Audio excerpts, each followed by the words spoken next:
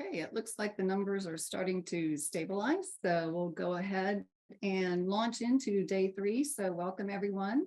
I'm Stephanie Holmgren, Program Manager in the NIEHS Office of Data Science and Team Lead for the Environmental Health Language Collaborative.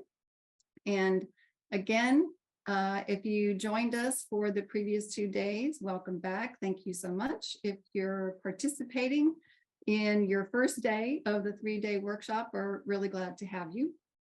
So before we get actually into the content for the workshop today, we of course have a few logistics to cover.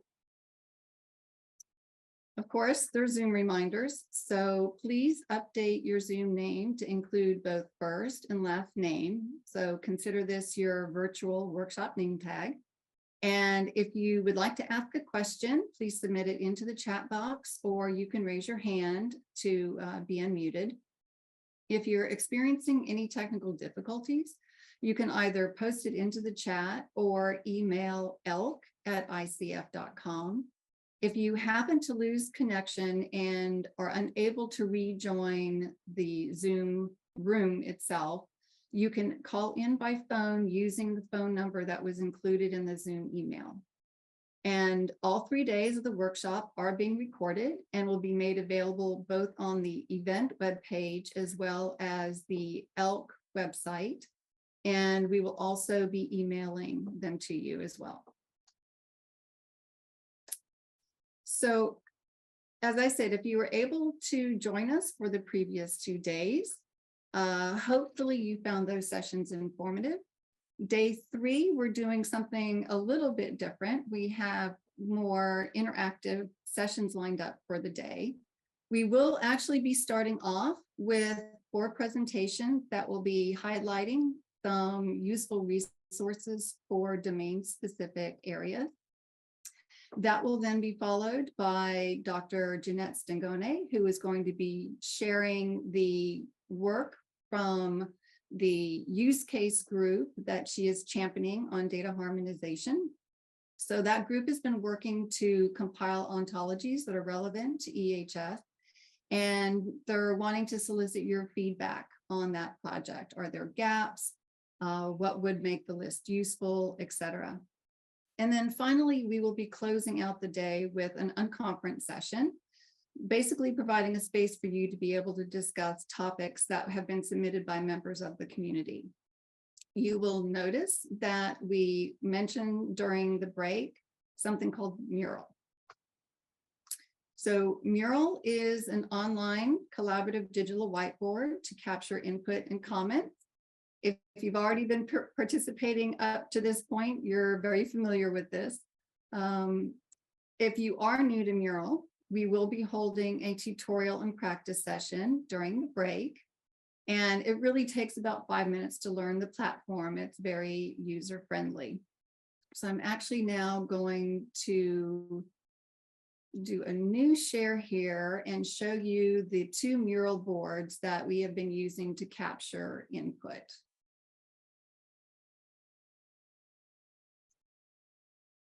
So hopefully, did that take? It doesn't look like it took.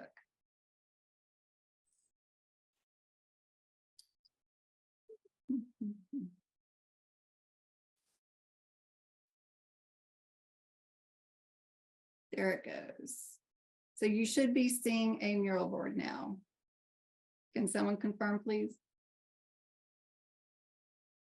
Yes. Yes. Okay. So the first Mural board is around the data management and sharing plan. It will stay open for another week, so it will close next Wednesday, February 8th, around 5 o'clock. So you still have an opportunity to submit your responses to any or all of the 5 questions that are listed here. So the first one really is just trying to understand what the data types are that you are either using or generating. Question 2 is around the repositories that you are either currently or will be using to comply with the data management and sharing policy. We have another question around the standards that are relevant for your work. Question 4 relates to the resources and tools that you find useful to help you with data management. And then the last question really is trying to understand what are those pain points and challenges that you either anticipate or are already experiencing when trying to comply with the data management and sharing plan. And you might ask, well, what are we going to be doing with this information, or why is it actually being collected?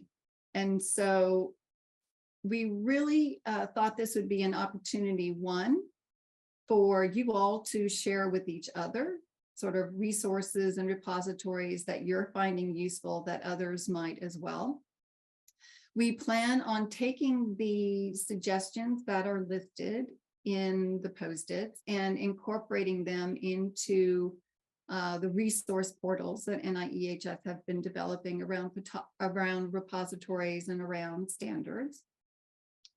We also thought it's helpful just for NIEHS to get insight about what grantees are doing and the challenges that you see for yourselves. And then, of course, some of these comments and suggestions actually might be able to help prompt ideas for future events and discussions. So the other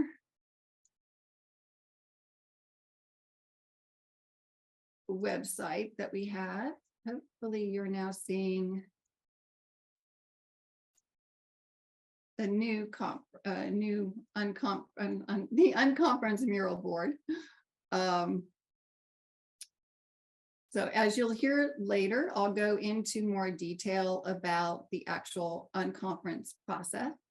Right now, we have identified 5 topics that will be up for discussion at the unconference session at this point.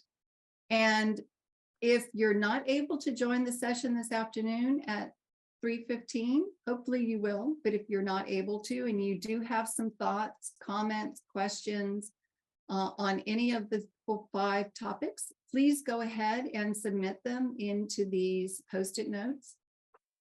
Even if you are going to be able to join the unconference session, but you're at break and you were looking through the topic and a question came up for you and you don't want to, have to try to remember it 20 minutes or an hour or 3 hours later, please go ahead and just populate that question or comment into the post-it notes that correspond with that particular topic area.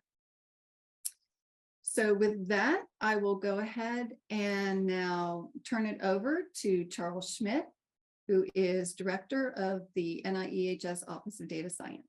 Charles? All right, thank you, Stephanie. And hi, everyone, and thank you for attending the first session of day 3.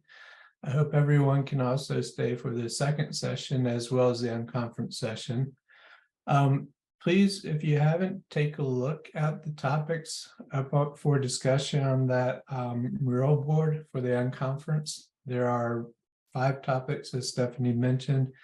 Each of these is fairly important topics, I think, for conversation. And today is an opportunity to get people into a room and discuss these topics. And I'm really hoping that we can make some forward progress on each of those topics. Also, if you feel there's a need to discuss another topic, you still have a chance to add that to the mural board. So hopefully people will take a look at those and participate this afternoon. Let me also iterate, and I'll do this again at the end of the day. ELK is an effort that we've been working on, trying to initiate, sustain, but the success of ELK as an effort really depends on the involvement of the environmental health community, everyone in this room, as well as people that have attended on other days, and more broadly. Please don't hesitate to reach out to Stephanie and myself and ask how you can contribute, to put forward ideas about how ELK can be successful. Simple ideas or even radical ideas. We're open to any ideas, really, and to suggest topics for further workshops, webinars, and working groups. All right, so with that introduction, let me go ahead and start with session 1. We have four different speakers today, my fault. We're spotlighting 4 resources that may be of help with the data sharing plans and more broadly, and actually in your day-to-day work, depending upon what type of work that you do. Please remember to submit questions to the chat. We'll have questions and answer sessions after the last speaker of the session, and we'll try to answer questions online during the talks or address them offline if necessary. So let me start with the first speaker. I'd like to introduce Dr. Carol Hamilton. Carol holds a PhD in genetics and is Senior Director of Bioinformatics in the Research Computing Division of RTI International. In this role, she directs a team that leads and supports research in multiple life science domains, such as genomics, epidemiology, and environmental exposures. The group also provides expertise in informatics and data science, such as data management, software engineering, and high-performance computing.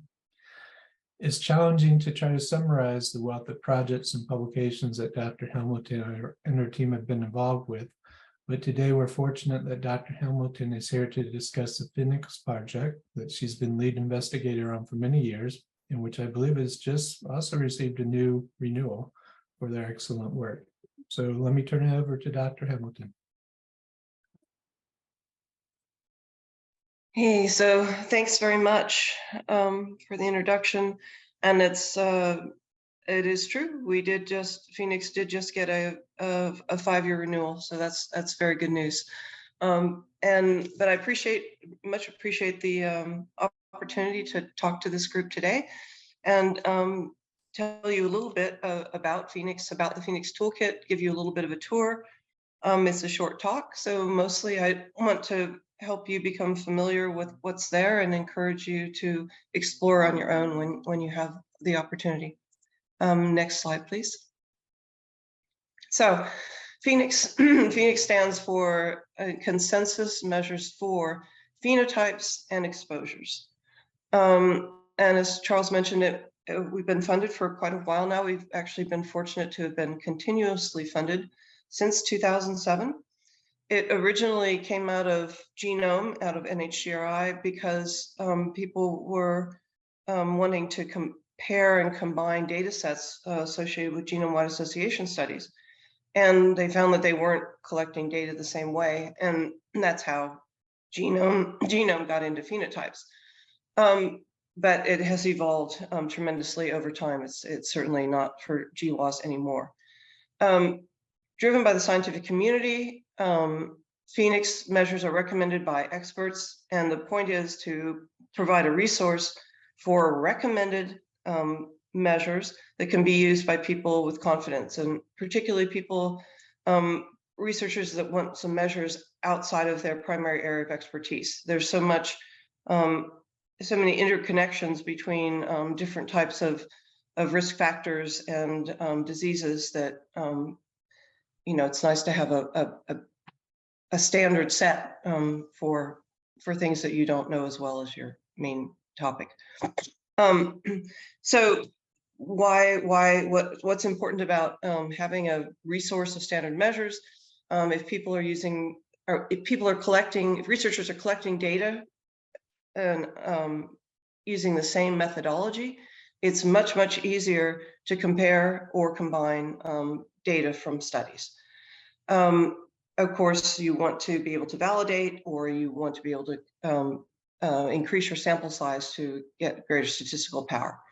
The other thing to keep in mind is if you have some common measures in that you're using, you will, because you can combine with other studies more easily, that increases the impact of individual studies, which is very important. And so there's a scientific value to using some standard recommended measures in terms of forwarding your research program as well. And one other thing, just to point out that the idea of using some standard measures to make it easier to compare and combine some data doesn't restrict the user in any way from using study-specific measures to address the research questions. Phoenix is not restrictive in any way. It's just meant to provide kind of a backbone of recommended measures for other things that you would like to share with others. So very important for the data sharing initiative, obviously. Phoenix also supports the NIH FAIR principles, findable, accessible, interoperable, and reusable. And in fact, using the Phoenix toolkit helps people. So the toolkit itself is FAIR, supports FAIR principles, but people who use the Phoenix toolkit, it also sort of embeds FAIR principles in their work. Next slide. So so Phoenix is a catalog of recommended measurement protocols. It's just a catalog. It's a toolkit that's developed by the scientific community via consensus-based process. It's a web-based resource. It's freely available for use. One other thing, though, is recommended protocols, yes, but the idea is with Phoenix is it's not just a catalog of protocols, but in the toolkit is intended to have all the information associated with the protocol to help someone use it properly. So what Phoenix is not, it is not a new set of standards. We talk about standard protocols or recommended protocols, but it's not a standard per se. It's a recommendation. It's not a new ontology. It's not a data repository. It's not a biospecimen repository. It's not restrictive. The toolkit is there as a resource to go and pick out measurement protocols because they might be easier to combine with somebody else's down the line. And it's not proprietary. There's no cost to use the toolkit. Next slide. So this is the homepage of the Phoenix toolkit. Just a couple of basic things. The heart of the toolkit is really the research domains. That's the breadth of the toolkit. Along the bottom, you'll see the brightly colored icons. These are for collections, and collections add depth to the toolkit. And so even though, I mean, Phoenix has been funded by NHGRI, supported by NHGRI since the beginning, but various other institutes across NIH have supported adding these in-depth protocols to the toolkit.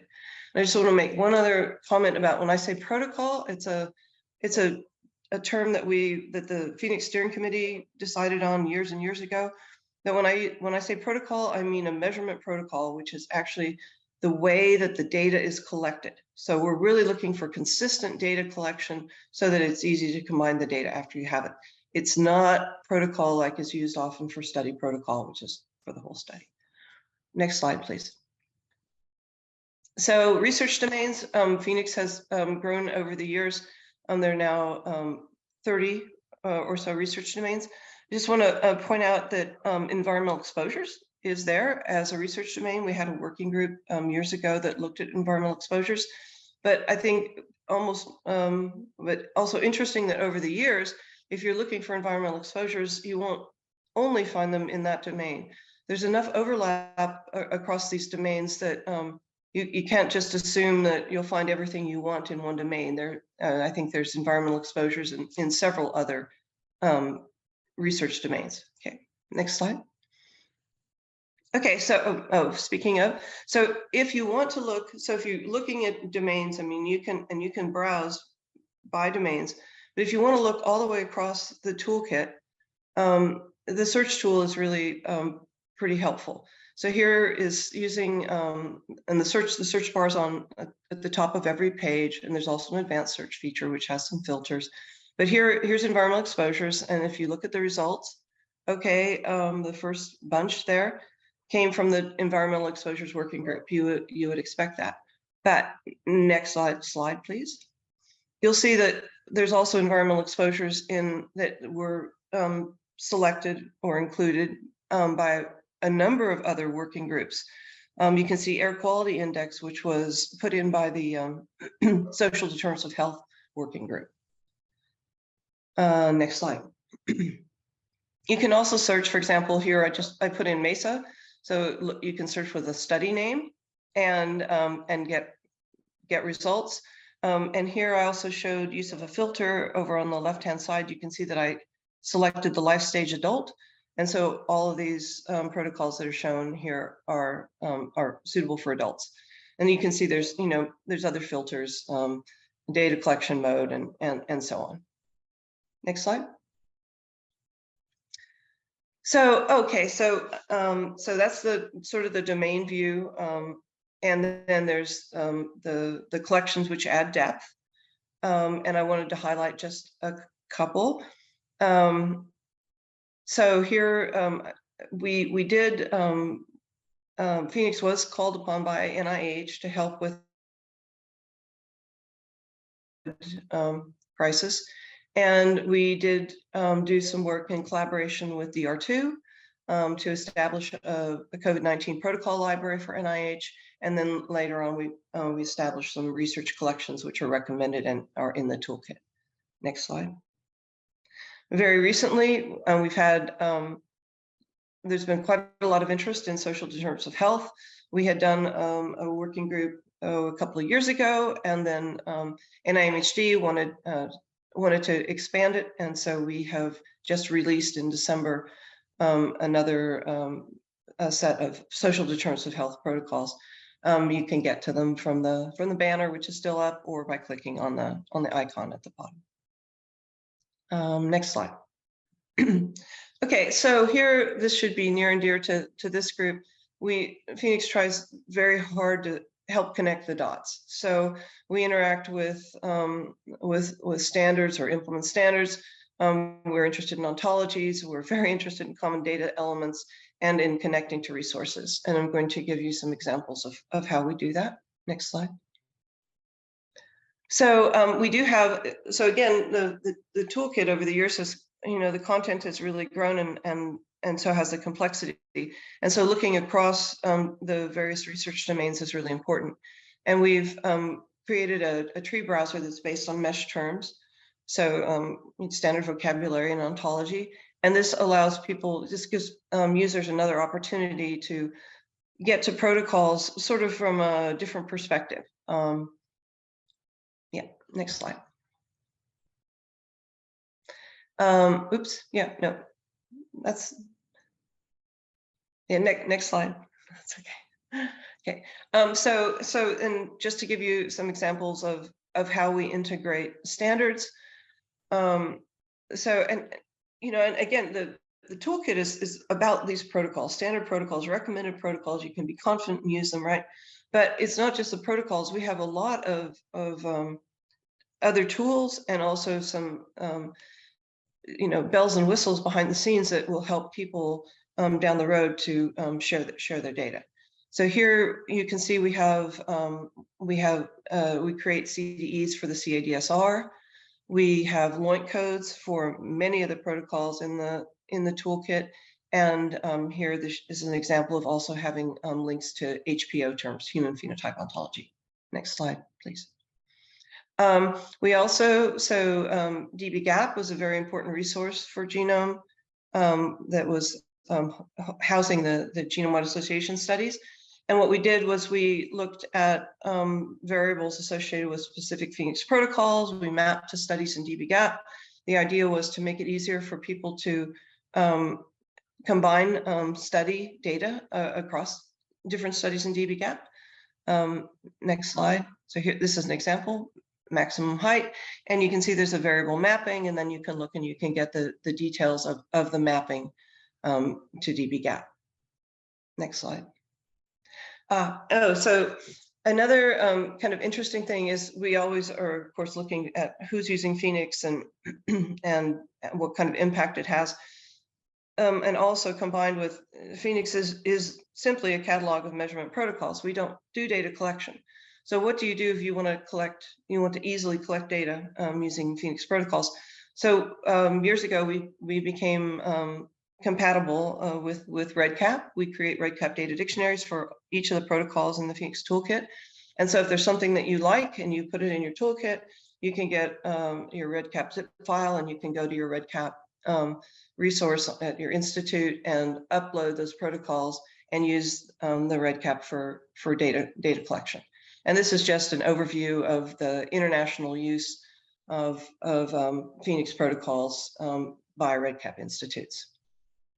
Next slide. Okay, so I just wanted to walk you through an example of a protocol so you can see a little bit of what is in there. I showed you the domain page with all the 30 domains. This is going to look at a specific domain, which is social environments. Next slide. So here, if you drill down from that domain page and you click on social environments, here's what you see. You see the protocols that were selected by that working group.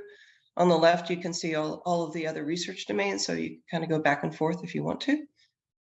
If you want to focus in on a particular protocol, there is healthy food environments. And if you click on that, next slide, please. You can see the information about the protocol. So it's descriptions, specific instructions, and the actual protocol. And then you can see across the top there, administration details, source, variables, measure, publication. This is all information that is supports your use of this particular protocol. Next slide, please. So in the sort of the tour guide sense of things, if you want to, you go and you look around the toolkit on the nav bar. There's a number of menus, and here you can see resources. So there's publications and presentations. There's archive. And the who's using Phoenix, I think most people find very interesting. And then next slide. Newsletters. There's a page that has all the funding opportunity announcements that have mentioned Phoenix. I think we're up around over 600 that have mentioned Phoenix. So that's an interesting resource. Next slide. We also have some help, FAQs and glossaries, but I think more important for learning is we have a number of YouTube videos that we've created. Next slide. So there's a YouTube page. You can go there, you click there, you can go there, and you can decide if you want to take a tour or you want to learn. There's something for the tree, there's something for browse, there's something for search, and it will help you become more familiar with the navigation.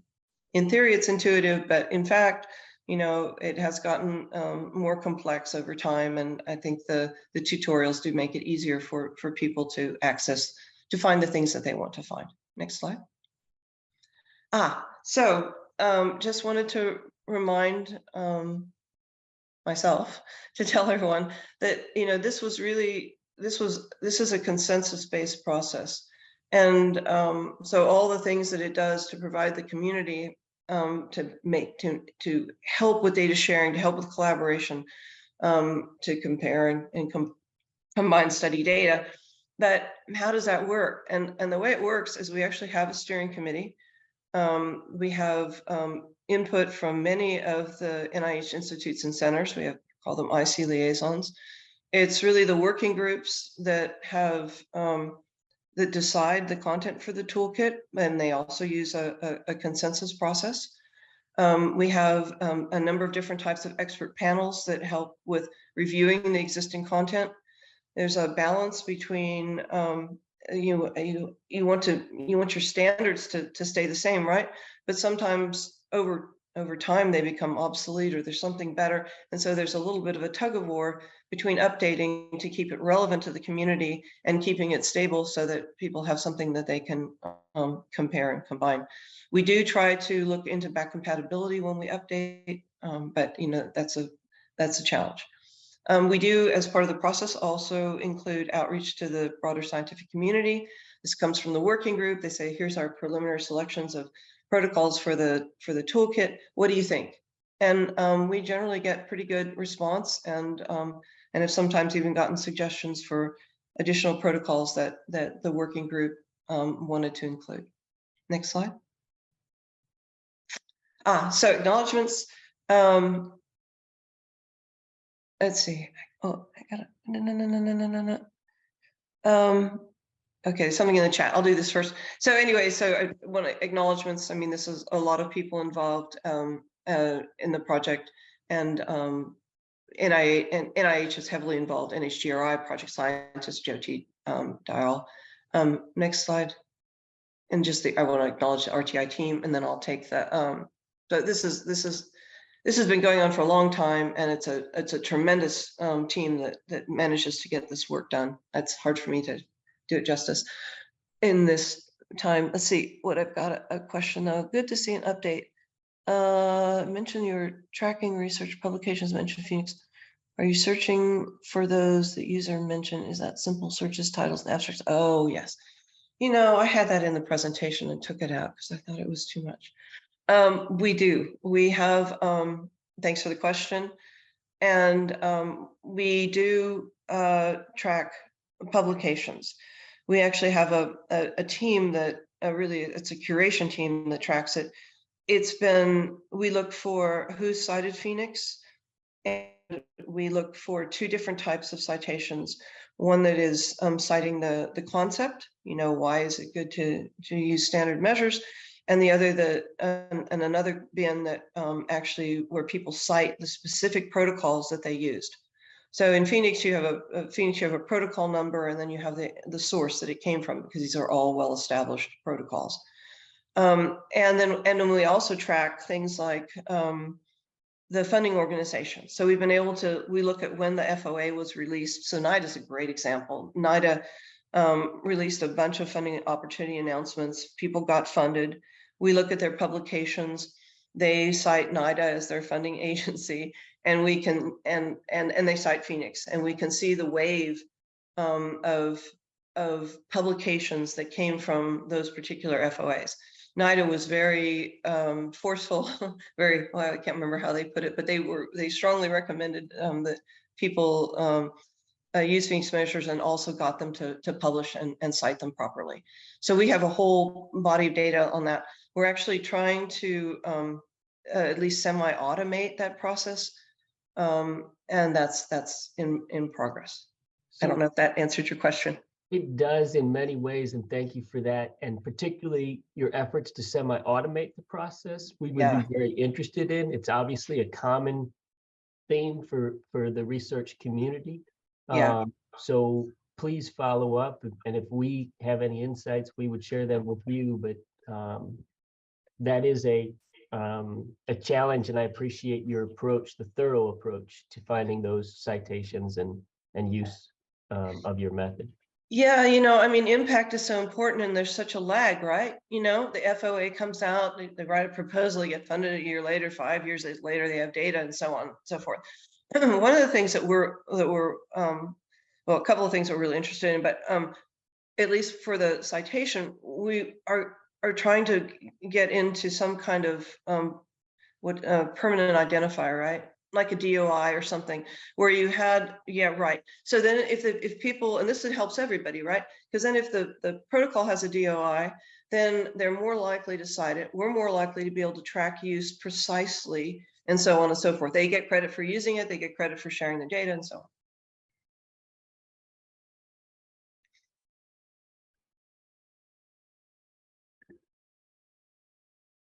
Okay, well, I'd like to thank Carol for the update and review of Phoenix and the important work that's being done there. I apologize, Carol, were you not finished? Yeah, no. Those were in case I got questions.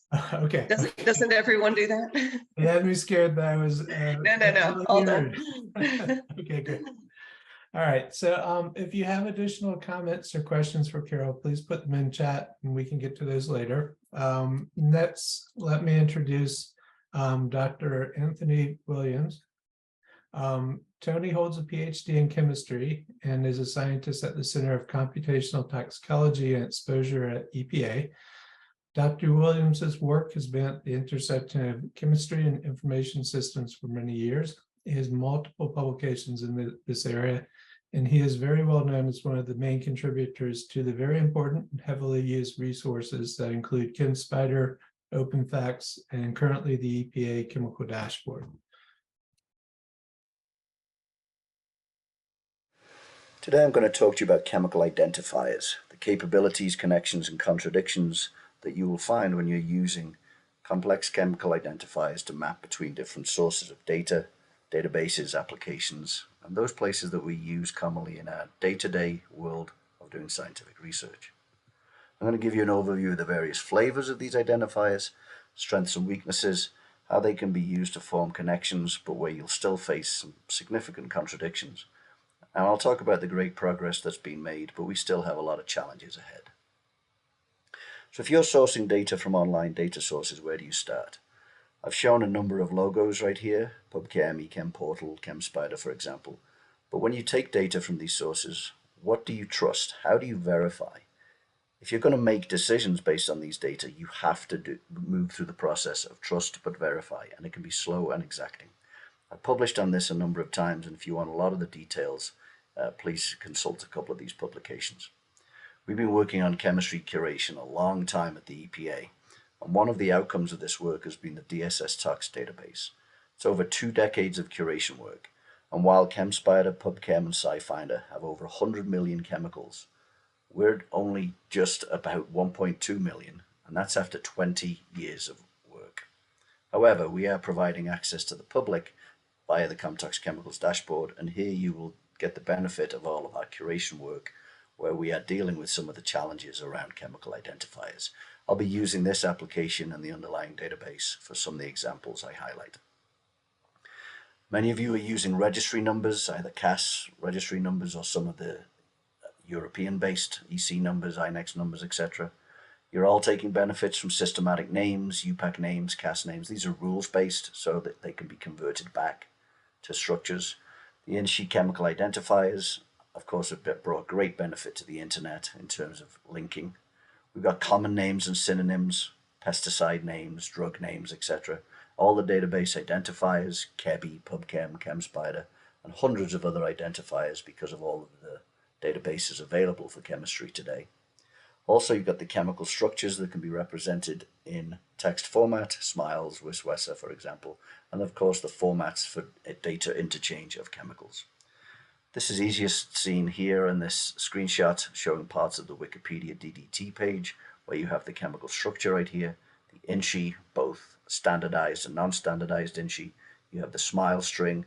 This is a systematic name, which I will show the benefits of this systematic name for conversion, as well as all of these identifiers which link out to other resources. Systematic names can be converted back to the structure on a site such as Opsin, and notice when you do this, it comes back with an INSHE key and SMILES also. INSHEs and SMILES, they can be converted back to the structure, but only for the string. The INSHE key is actually a hash, and that is a lookup, which I will talk about a little more later. CAS registry numbers, incredibly powerful in commerce, and CAS has done a great job at making these available of late for a very limited subset of the hundreds of millions of chemicals that they have. We have 500,000 chemicals now available on Common Chemistry. This was released in 2021. There is a publication detailing this, and if you search here for the CAS number, you will find the structure, lots of details such as other names and identifiers. We gratefully thank CAS for doing this work for us. INSHE keys have made the web structure searchable, so here's an example of where I've taken the standard INSHE key for DDT. I've searched it online, and we can find links into the mass spec database, into PubChem, and into Google Patents. Google have done a lot of work with their Google Scholar, Google Books, and Google Patents to use INSHE keys and lay on structures to make their entire resources structure searchable. And the European Bioinformatics Institute, EBI, has built Unichem, and they've done the work of mapping together many databases. We're also very grateful for the work they've done there, so that in this case, if I come to their compound search, paste in an INSHE key that has been generated on any of the other websites, this will allow you to link out to almost 40 different databases just by using the INSHE key. So it's greatly beneficial where you want to find for an INSHE key from any database, whether it's available in Chembl, whether it's available in zinc, e-molecules, etc., etc. These are all linked up directly into the databases. So INSHE keys are very enabling, and the challenge we have with other identifiers, and many are simply lookups, just like the INSHE key. Think about trade names and synonyms. These are simple descriptors of a chemical, DDT, dichlorophenyl trichloroethane. These are simple names or abbreviations that you can search on, but they're not systematic. They cannot be converted. They have to be looked up. Database IDs are the same. If you get a ChemSpider ID, you have to go to ChemSpider to resolve it. There are many resolvers that are coming online, and these are greatly beneficial to us. Many of these deliver web services so that those of us who are building chemical applications can use these web services for integration. Kebi is an excellent example. Again, this is from EBI, European Bioinformatics Institute, and the National Cancer Institute, NCI, have built up their identifier mapping service. This has been online. The chemical identifier resolver has been online for years and is used by tens of thousands of people at this point. And you can convert between different identifiers. If you're not aware of this, I recommend you check it out. The FDA have got UNIs. These are their own identifiers, and they have a lot of challenges that a number of us are glad that they deal with and we get the benefits from. And that is dealing with the complexity of generating identifiers for botanicals, complex mixtures, etc., etc. So the UNI system that FDA has made available is mapped via the example I gave you from EBI for Unichem. However, don't forget, many chemicals don't have chemical structures, so there will be no inch-key mappings to resolve in that case. There could be very significant contradictions in identifiers, even at the most simple level. So think about it. What is hydrogen? Do we mean the element or the gas? H or H2? Are we thinking about hydrogen as a liquid, a solid, or as a gas? At what temperature, at what pressure? So identifiers will get you so far, but annotation, a description of what you mean, generally has to be layered on. Think about that in a little more detail when you consider carbon. So carbon is available in very many forms. It's allotropic forms, graphite, diamond. We have buckyballs, graphene. These are all carbon for sure. And how complex can this get when each has its own CAS number, its own name, its own description? So if we look here on PubChem for carbon, this is the carbon substance page. You can see here a number of CAS numbers listed from a number of sources. Here's a number of those CAS numbers listed here. And when we resolve these on our own system, we find that they are actually segregated out.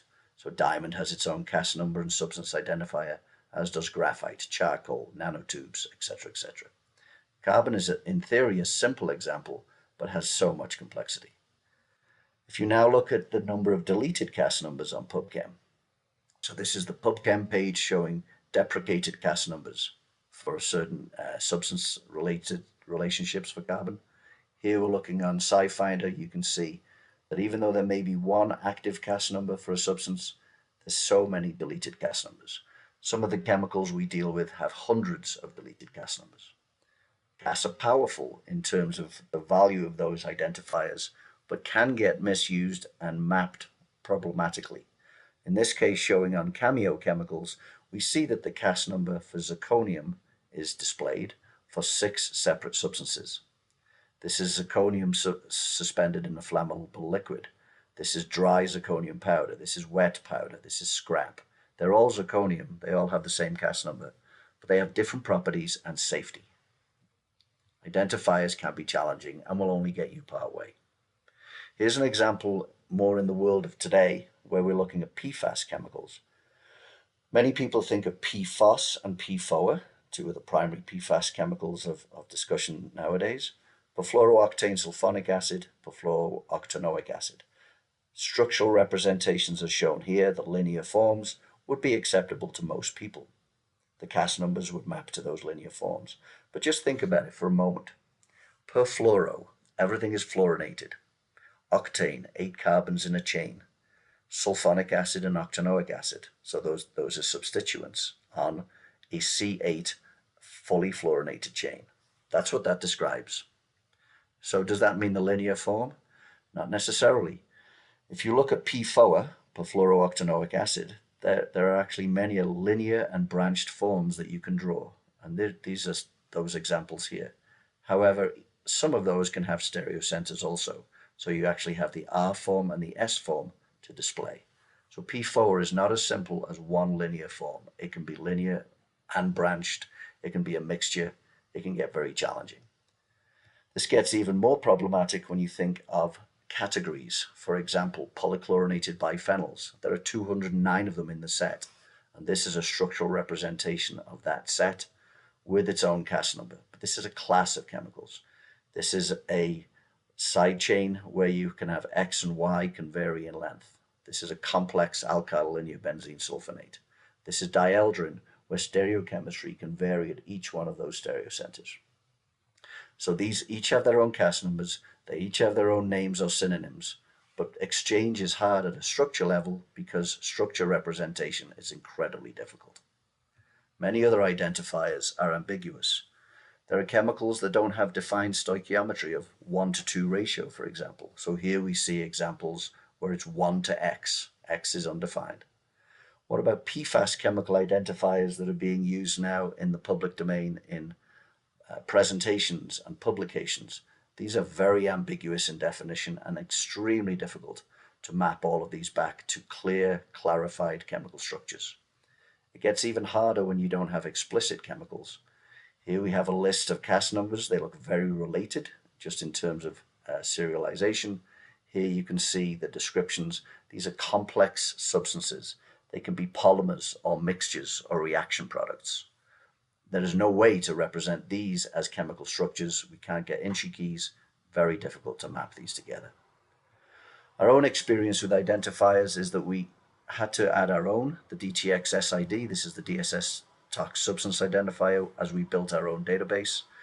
In our application, we are integrating CAS, both active and deleted, all of the synonyms we can, systematic names, smiles, etc., etc. Everything I've discussed gets mapped to our substance identifier.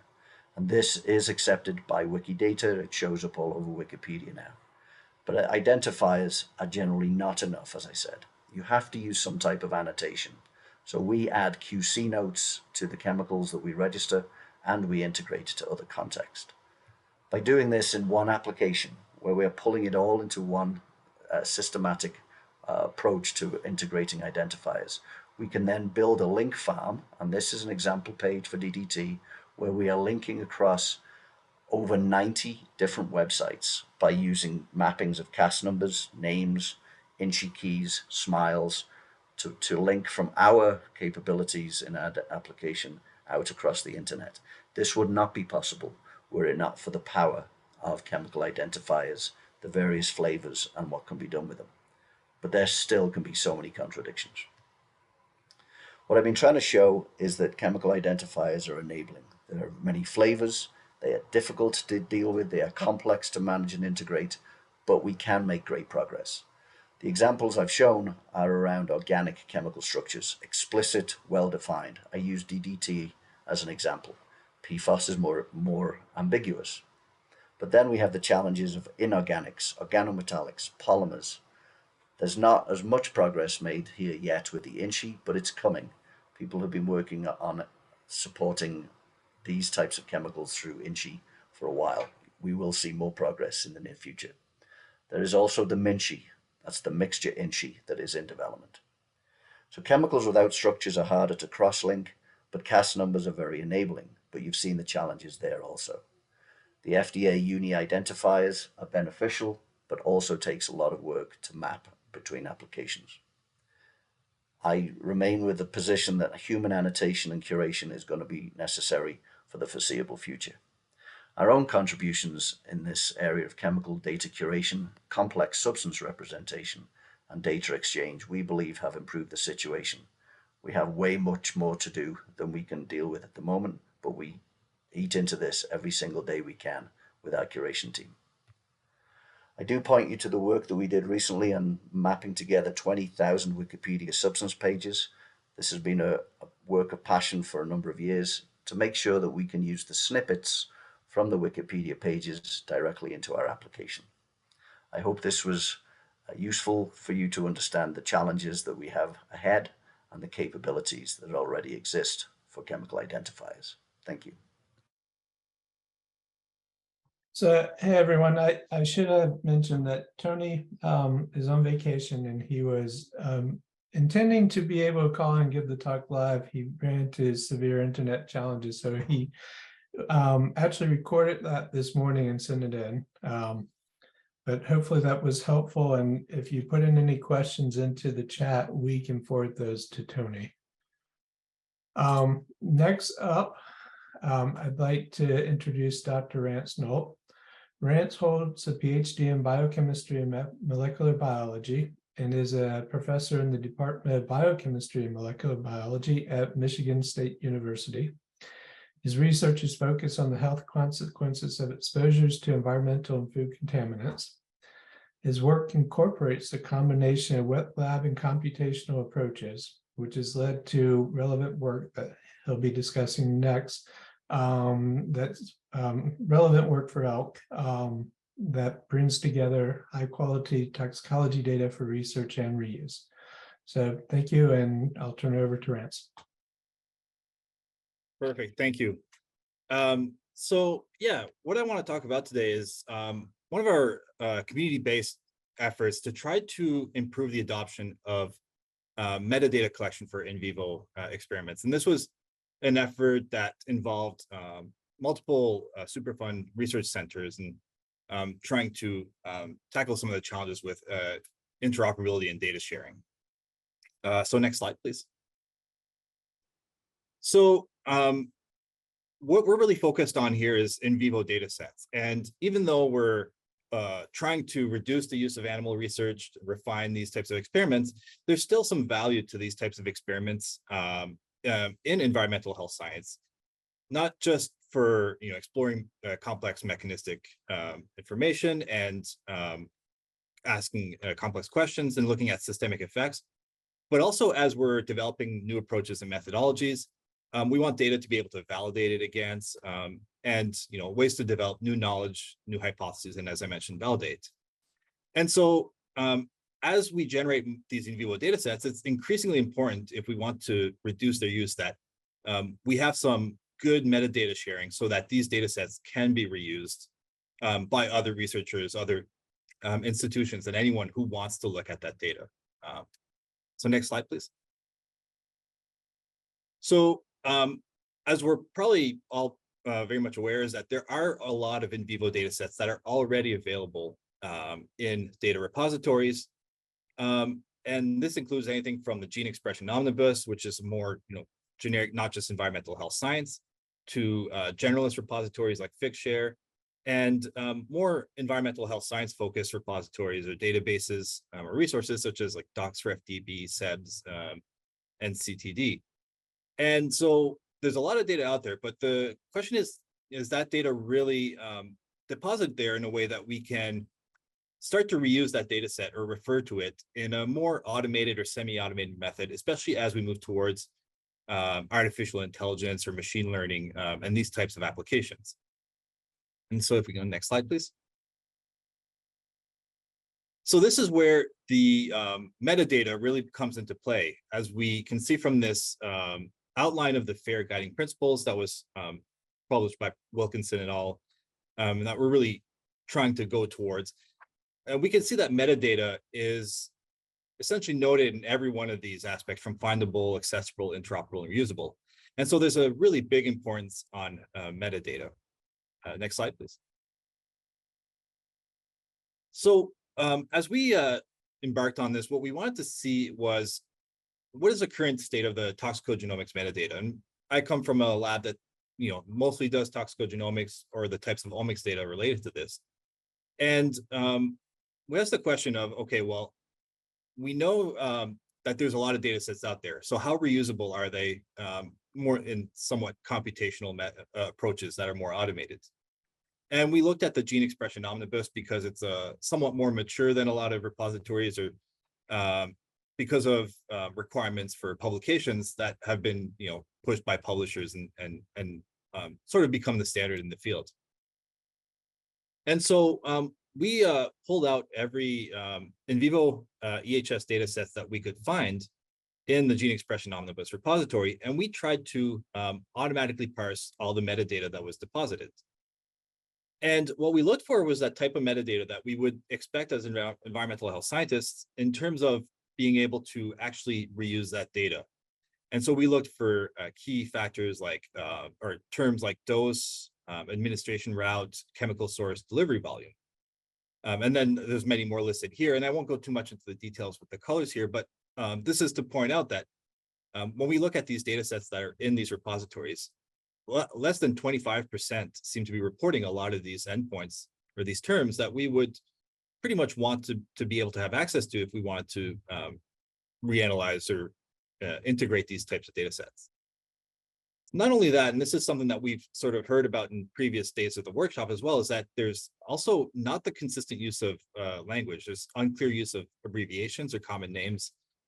So for example, we saw Ni, which could be either nickel or iodine.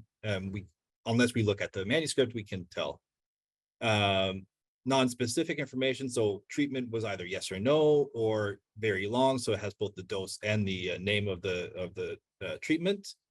And then there's also typos in there. So there's some challenges with the type of, not just whether the terms are there, but also the way that they're collected in a that's not quite standardized. Next slide, please. So this leads me to sort of the three objectives that we wanted to tackle. So one is, how can we ensure that the essential metadata is recorded from the start? How can we encourage researchers to collect that metadata using controlled language? And then how can we make that information available to the research community in a fair manner? Next slide, please. And so from our experience of what we've worked with in the past, especially with toxicogenomics data, this led us to the minimum requirement checklist approach or reporting standard. Next slide, please. So if you've had experience in the in vivo environmental health science area, you probably know that there are already some standards that have been proposed previously. So when we looked through literature and tried to find what was out there already, we identified two main ones: the Tox Bio Checklist, which was published in 2007, and the Toxicology Experiment Reporting Module from the OECD that was recently published in 2021. We looked at where they were in fair sharing. So Tox Bio Checklist was in status uncertain, and the term or Toxicology Experiment Reporting Module is not listed. These are deposited as Excel spreadsheets. One is more for minimal requirements. The other one is really comprehensive for types of omics data. But so this leads to some potential challenges in adoption, both on their status and how they're presented to researchers. Next slide, please. So our goal was to move towards updating these standards. And this is where we came up with the minimum information about animal toxicology experiments. And so, as you can see, this is based on the minimum information about framework. And I outline an example here of some field names that we have, but also highlight that we show the field names, but also the formats that we expect and some rules about some of these terms. So the ontologies, the language, or the vocabulary to use. And so as a collaboration, we identified some of the key pieces of metadata that would be required for reuse. And we expanded on those previous efforts from the Tox Bio Checklist and term. And then this was deposited in the fair sharing repository, which you can see at fairsharing.org and using this QR code if you want to look at it. Next slide, please. The other thing to point out as well is that MyADI is based on the ISA framework. So we really tried to focus on this investigation study assay, which we briefly heard about as well on day 2 of the workshop. And the reason that we took advantage of the ISA framework is because we wanted to maintain that relationship between the overall investigations, the study design, and the individual assays that are performed. And so MyADI really focuses on the study component, which focuses on the experimental design, dose, species, and things like that. Nice thing about the ISA framework is there's also exchange formats. And more importantly, it's already adopted by some repositories or some researchers. And so it had been in the literature and in the research community for some time already. We also don't need to redevelop or reinvent the minimum requirements for the assays as well with this type of structure. So things like MinSeq or MyAPI for sequencing and proteomics experiments are already sort of captured through other reporting standards. And so we can start combining these to capture the different parts of those types of experiments. Next slide, please. Okay, so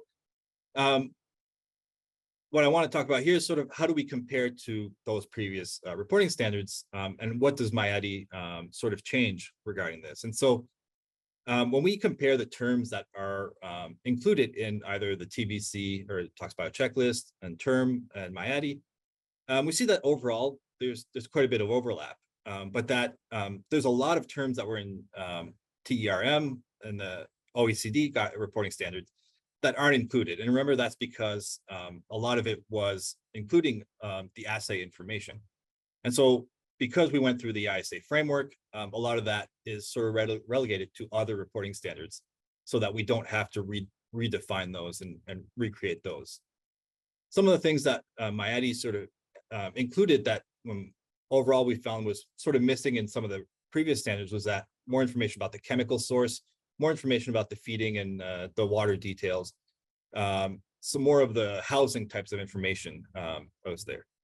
And then some of the things that we sort of excluded from the Talks Bio checklist was genetic information or genotype information, because we found that that can be captured through other repositories and languages. Oh, if you can go back one, sorry, really quick. Yeah. So yeah, that was captured by other approaches. So yeah, next slide, please. Okay, so this leads me to our second objective, and that is, how can we encourage researchers to collect that metadata using a controlled language? The idea is, how do we get people to use it and make it easier to use? So next slide, please. So when we talk about checklists and reporting standards, these are very useful in terms of being able to understand what someone would expect from these types of experiments.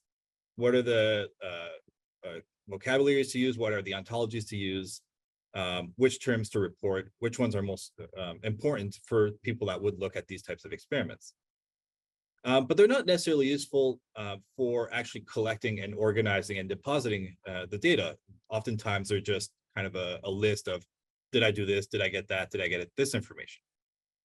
And so there's really a need to develop the tools and the standards surrounding the collection of that data, as well as some incentives to promote the collection using that data. And so as we worked on developing MyADI, we really looked at creating the resources that are surrounding the data collection. And specifically, we looked at using tools and resources that are already out there, things like the investigation study assay framework and tools, which we heard about a little bit about on day 2, the Center for Expanded Data Annotation and Retrieval, or CEDAR, and also the Gen 3 framework as well. And so all of this is to get from getting those terms all the way to getting the data into a repository. Next slide, please. So how does MyADI try to do this? And we do this by developing templates. And our goal is to capture a lot of the different approaches that people are already using to try to collect this type of data. And so we develop templates for these different resources. And these are all available through the MyADI GitHub repository, which can also be found through that fair sharing link.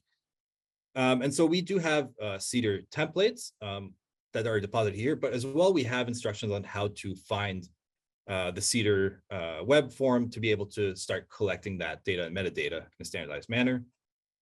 We also have the ISA configuration templates.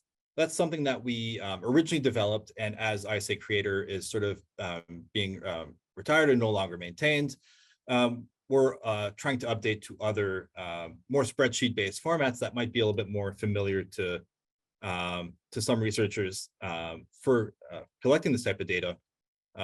And so we're hopefully revising it and adding those types of templates in the near future as well.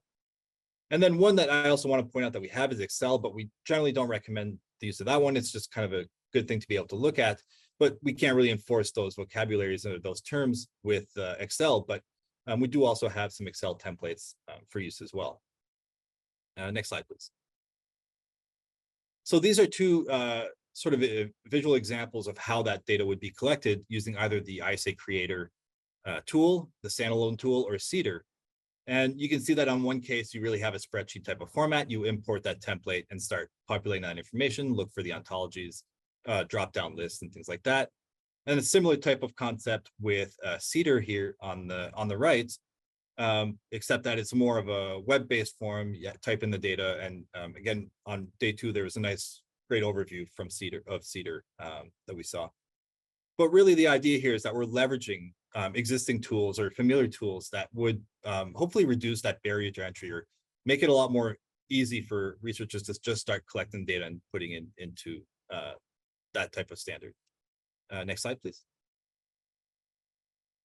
Okay, so after thinking about, okay, what are the expectations for the type of terms that we have in the reporting standards, and also how do we get the researchers to collect the right terms and using the right vocabularies? Well, how can we make that available to the research community in a fair manner? Because a lot of that just sort of is sitting wherever you're collecting data. It doesn't necessarily go anywhere. So next slide, please. So here we have an example of using MyAdi for depositing data to Geo. So as we were developing MyAdi, we used earlier versions, and so it's been revised about 3 times now as we're identifying gaps that were in there. And we started depositing this data into Geo, and you can see now, so these are data sets with the top data sets that reported the most terms that we would expect for environmental health science types of data. And we can see that a lot more of those are captured in that green box. Those are ones that were deposited with that information from developing MyAdi. And so we can start getting a lot more caging information like that. So that is an example of how MyAdi could be beneficial once it's deposited into a database like Geo. Next slide, please. But really, MyAdi aims at improving that interoperability. So it doesn't necessarily tell you whether those studies were well designed or well developed or anything like that. And just to really highlight this is that these are other data sets that weren't collected using MyAdi, some that fell anywhere along the ranks of top to bottom for what we could automatically find. And we can see that if we manually go through the papers, we can find a lot of those terms that MyAdi defines. But once we go to semi-automated or even just completely automated, that we lose a lot of that information. And so these studies have already decided that this information is important, and they've reported it in the manuscripts. What we really want to emphasize is how do we get that into the repositories and where we can more computationally access this type of informations. Next slide, please. So that leads me to something that we're actually currently working on that is in development. And so we're very early on, but I just want to introduce the concept, the idea of what we're trying to go towards. And the reason for this is that I talked about Geo and how we can get that data, that metadata into Geo through sort of customizable metadata columns. But not all repositories or databases can capture those metadata elements, don't necessarily know how these are going to be captured, doesn't necessarily make them really easy to capture. And so what we're looking to develop is what we call the Tox Data Commons, which is based on the Gen 3 framework. And here the idea is that we have the MyAdi data model where we can collect the right information into this data commons. But on top of that, we also have those minimum requirements for Miami or MinSeq, for imaging, for computational workflows. And we can then link that data to where they're deposited, either in gene expression, bioimage archive, or wherever that data is with the accession identifiers. And so we can query the Tox Data Commons for the data design for the MyAdi terms and get that information, and also get the data set that's associated with it as well. So this is something that we're actually actively working on and hoping to see really grow in the near future. Next slide, please. Okay, so with this, I just sort of want to summarize and say that with MyAdi, really the aim is to facilitate the interoperability and reuse of the in vivo environmental science data sets. And really the area that we wanted to prioritize is facilitating that collection to repository and getting that data collection from the start, as easy as possible. And to do that, what we're trying to do is leverage tools that already exist with established user bases. And so we're not trying to reinvent all the tools. What we really want is to make it available to those users of those various tools that they might be comfortable with different ones, and we want to sort of meet them there so that that data can be collected, with the relevant metadata, the useful metadata, and then get it to other researchers. So next slide, please. Okay, so yeah, with that, I just want to acknowledge this was supported by the Superfund Research Program, involved a collaboration across multiple Superfund research centers, and a great team in the Zach Ruski lab that we've been working on optimizing this and developing this. So thank you.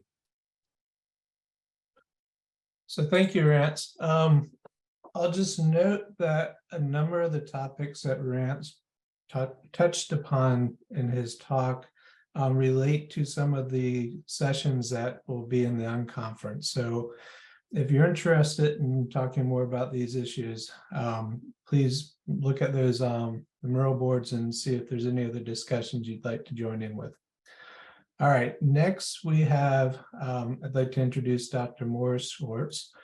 Morris holds a PhD in bioinformatics and is a professor in the Department of Genetics and head of the Genomics Coordination Center at the University of Groningen in the Netherlands. Hopefully I said that right.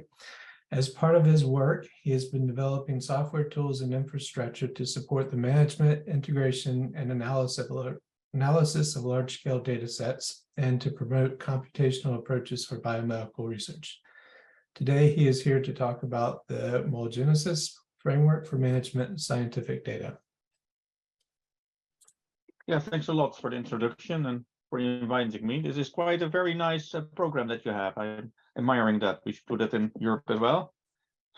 So yeah, today I want to introduce you into Mural, which is a flexible software that has been developed since 2002 to create fair databases for all kinds of scientific data. So our mission is to promote the sharing of this data. I mean, it was created before the FAIR principles were actually a thing.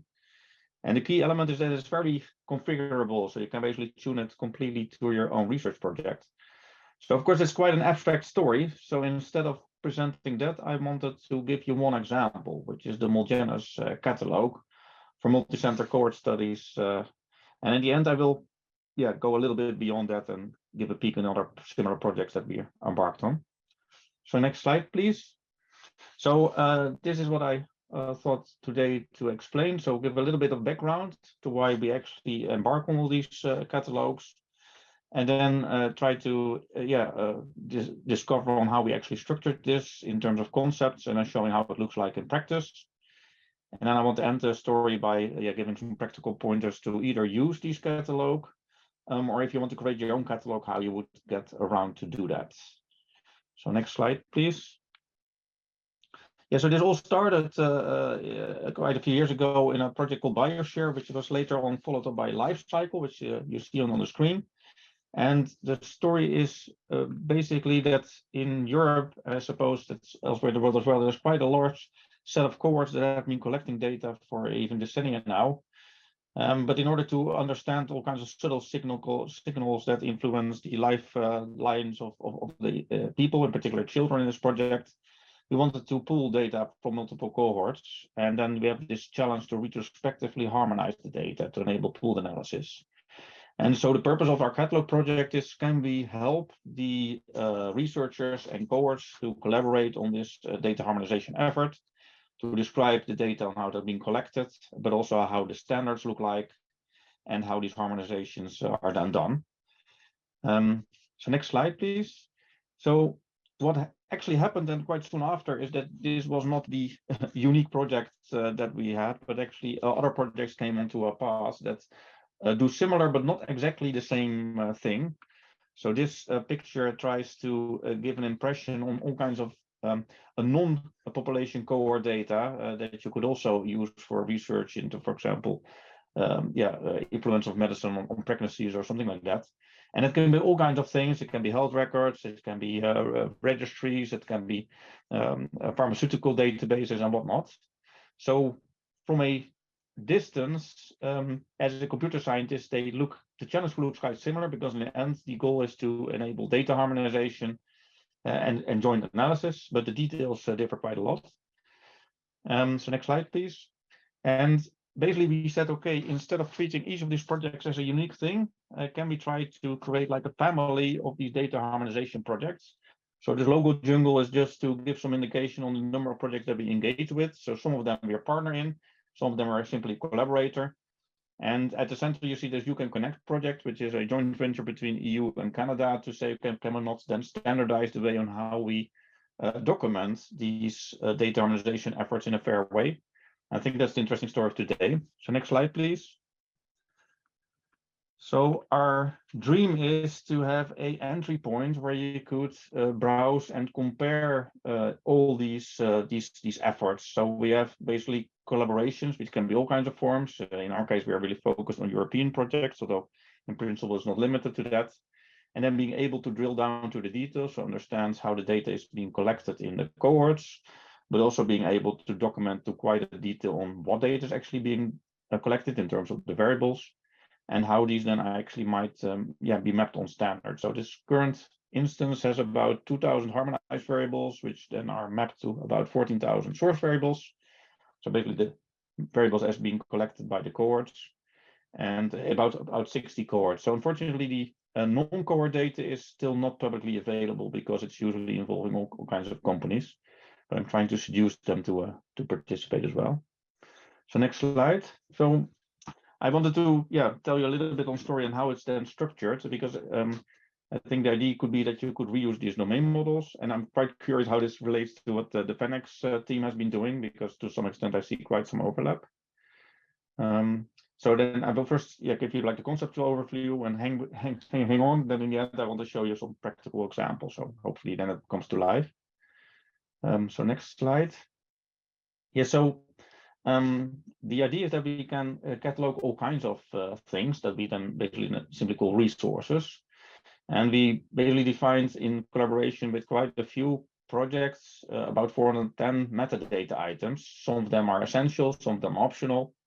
And they either are on the level of the collaborations that you have, so that can be the organizations or networks, but most of them are actually describing the details of the data being collected in the cohorts, or in the non-cohorts, which we then call data sources. Or you could even have data sources that actually comprise of multiple data banks. So that's why we have these two things. And then on the other side, to have the ability to document the collaborations in terms of common data models, which is the variables that you want to harmonize to, and how they're then used in studies or in collaboration networks. And we expect this to be expanded later to other dimensions, like documenting the samples or documenting even some aggregate summary level data from the records. So next slide. So if you delve a little bit deeper, then for example, for the cohorts, we have quite a detailed documentation that we developed, inspired a lot with Maelstrom, who is also part of this You Can Connect project. So Maelstrom is a Canadian initiative that already does data harmonization for a long time. And based on this experience, we have learned that if you talk about cohorts, you want to document, of course, on the cohort level, like how it's been designed, how to contact, are the access conditions, what actually the topics or diseases or materials involved.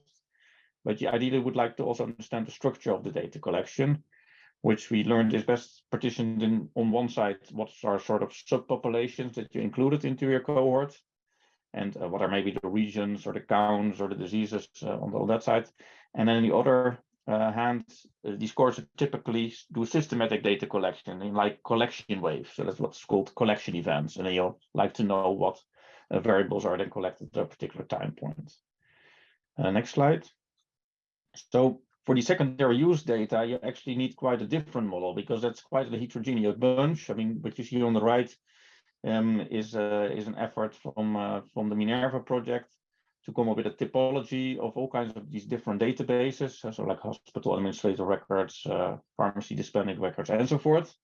And if you then try to document those, then if you go to the next slide, then suddenly you need to use like a different structure. So you cannot talk about data collection events, because typically the data in these real-world evidence sources are not collected in a planned way, but because things happen in the real world, like somebody gets ill or dies, or there's a medicine being taken. So, and another interesting thing is that it actually might be that the fact that the person is not in the data bank is actually the most useful piece of information. For example, if somebody is not part of a death registry, then you might assume that the individual is still alive. So this actually is the missing data is actually the data. So basically, we have then been detailing the way on how this catalog is structured. Yeah, based on sort of the type of data source that's involved. And the next slide, so that's the last slide, bear with me, which is about the concepts. So in the end, the idea is that we can then also document the common data models. So common data models, most people would call this, I suppose, data dictionaries or something like that, which you can group in some kind of sets. So in most of our projects, we call this the harmonized data set. And that's the thing that people actually would like to use as a researcher to do the research on. So that includes the research parameters to be studied. And then on the other side, you would like to understand whether the cohorts or data sources involved actually include this data. So this is like a complete picture where you can say, okay, what data is being collected in each of these cohorts? So what are the data sets and the variables, and how could these potentially be mapped on the harmonized standards? Next slide, please. So how does it look like in practice? Because it's quite a story. The idea is that you can navigate these catalogs from different perspectives depending on your needs. So this is one of the starting screens that you could use, which basically gives you like an overview of the different data in the collection. And you could either go from the variables, or you could go from the data sources or from the cohorts. And then for each of these elements, you can see, you can search them, but you can also see the individual records. So I wanted to sort of demystify how that looks like. So if you look at the next slide, you will see an overview on how the cohorts are, for example, detailed. So you can see that we have been documenting what population has been sampled, what is the period of sampling, how many individuals are involved, is there particular age groups that are being selection criteria, or the other inclusion criteria, what is sort of the most useful paper to learn about these things. And so we have a list of details that you could provide. So another box is typically the contact details or what types of data is available.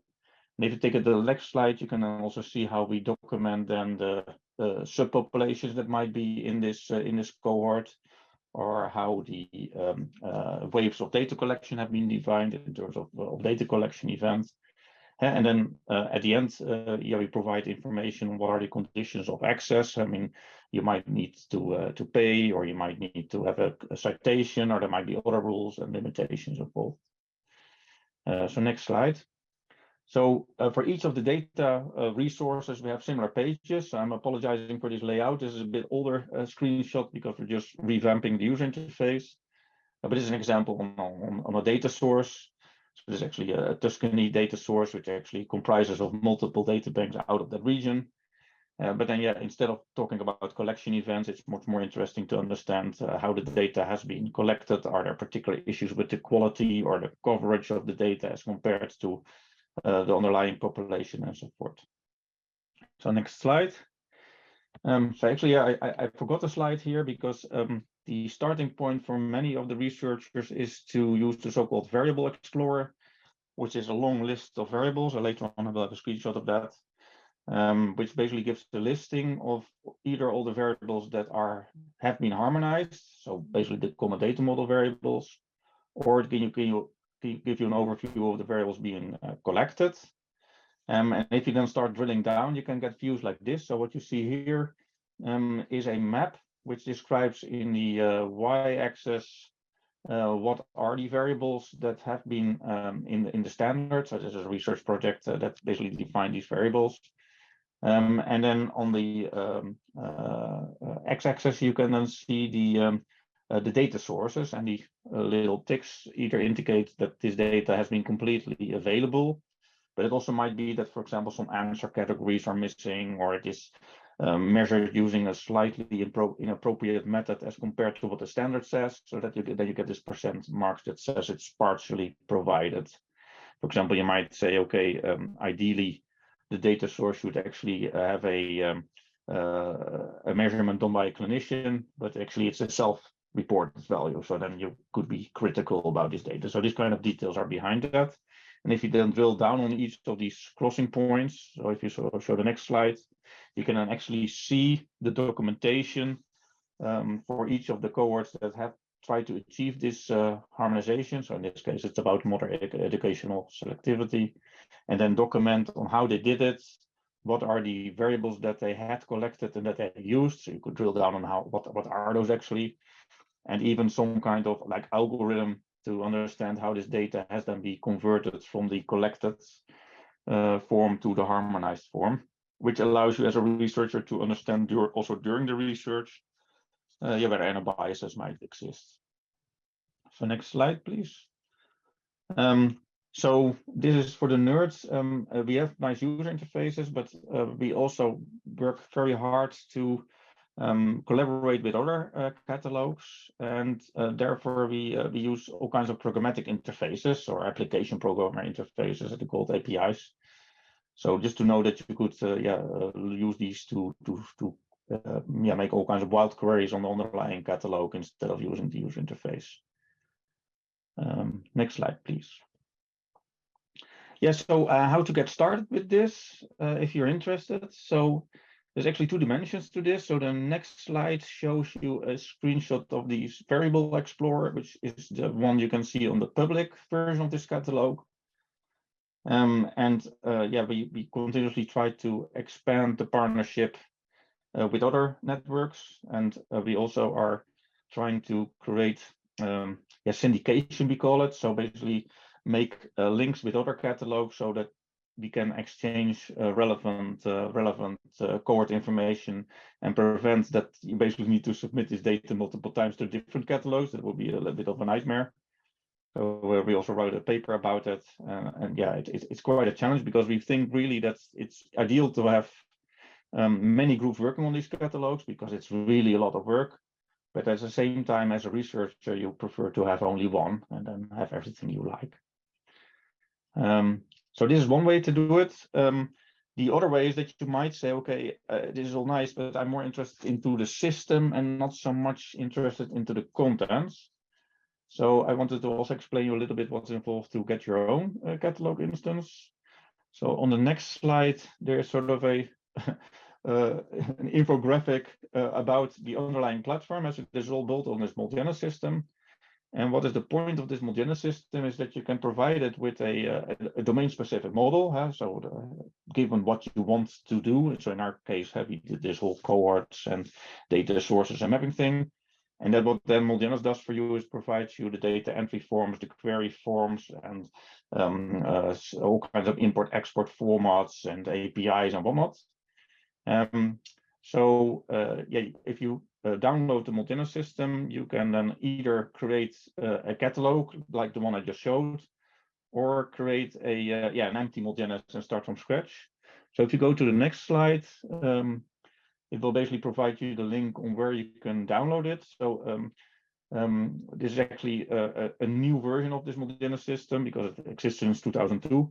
So take care that you need this EMX2 version, which is the code name of this new version, which already exists for a few years. And if you're a system person to install servers, then this is not too hard. I mean, if you're not a systems person, it's quite hard.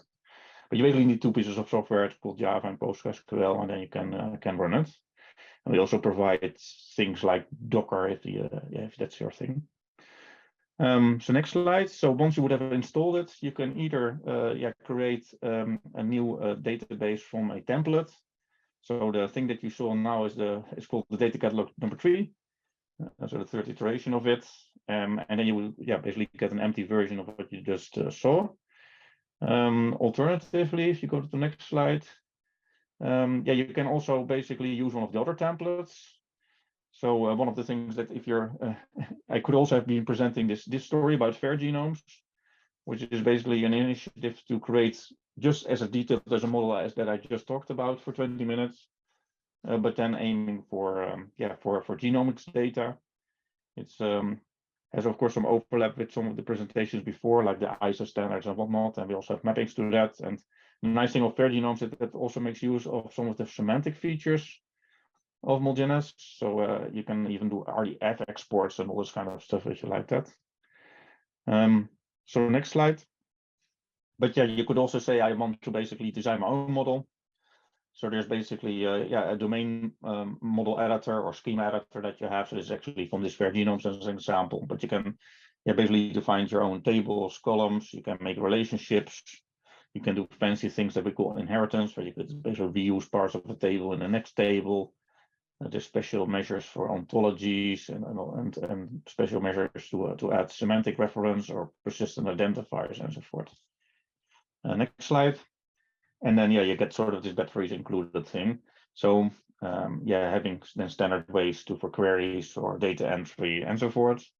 And then, if you really want to do fancy things, and then you do something like I just presented, where you create also, a custom user interface on top of it, which we did for the catalog.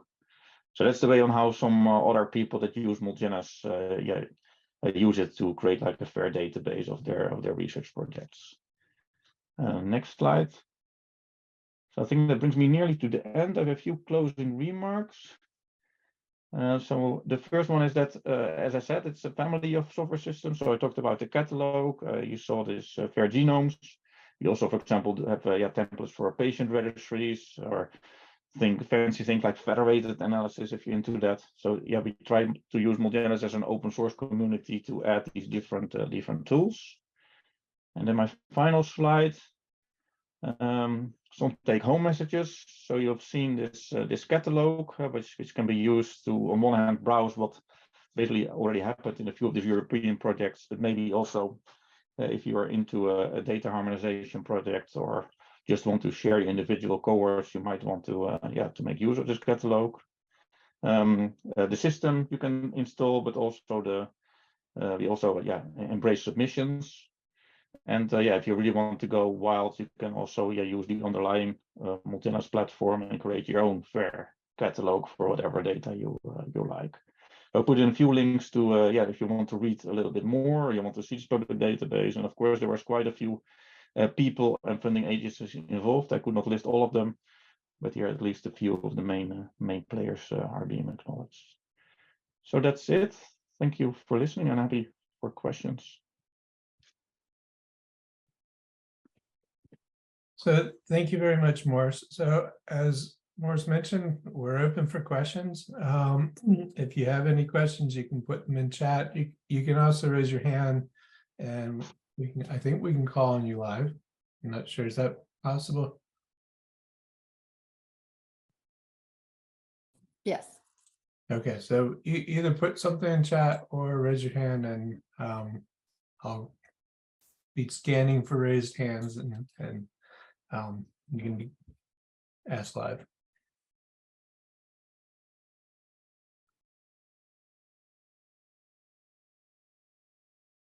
And I'll start actually with Morris.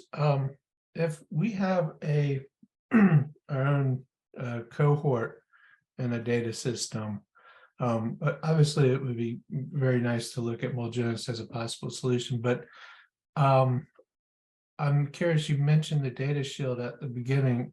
How would one go about actually piloting or prototyping, doing some type of integrated analyses with Mulgenus?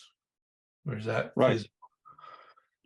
Yeah, so we basically, I talked only about half of the story. So on one hand, we use the catalog as a tool to create like a standard data dictionary, and ideally that might actually be an existing one like the FANX, or there's quite a few others out there. So derived from that, we generate a data dictionary that you could use to structure your data in data shields. I don't know whether you all know about data shield, but it's one of these federated methods.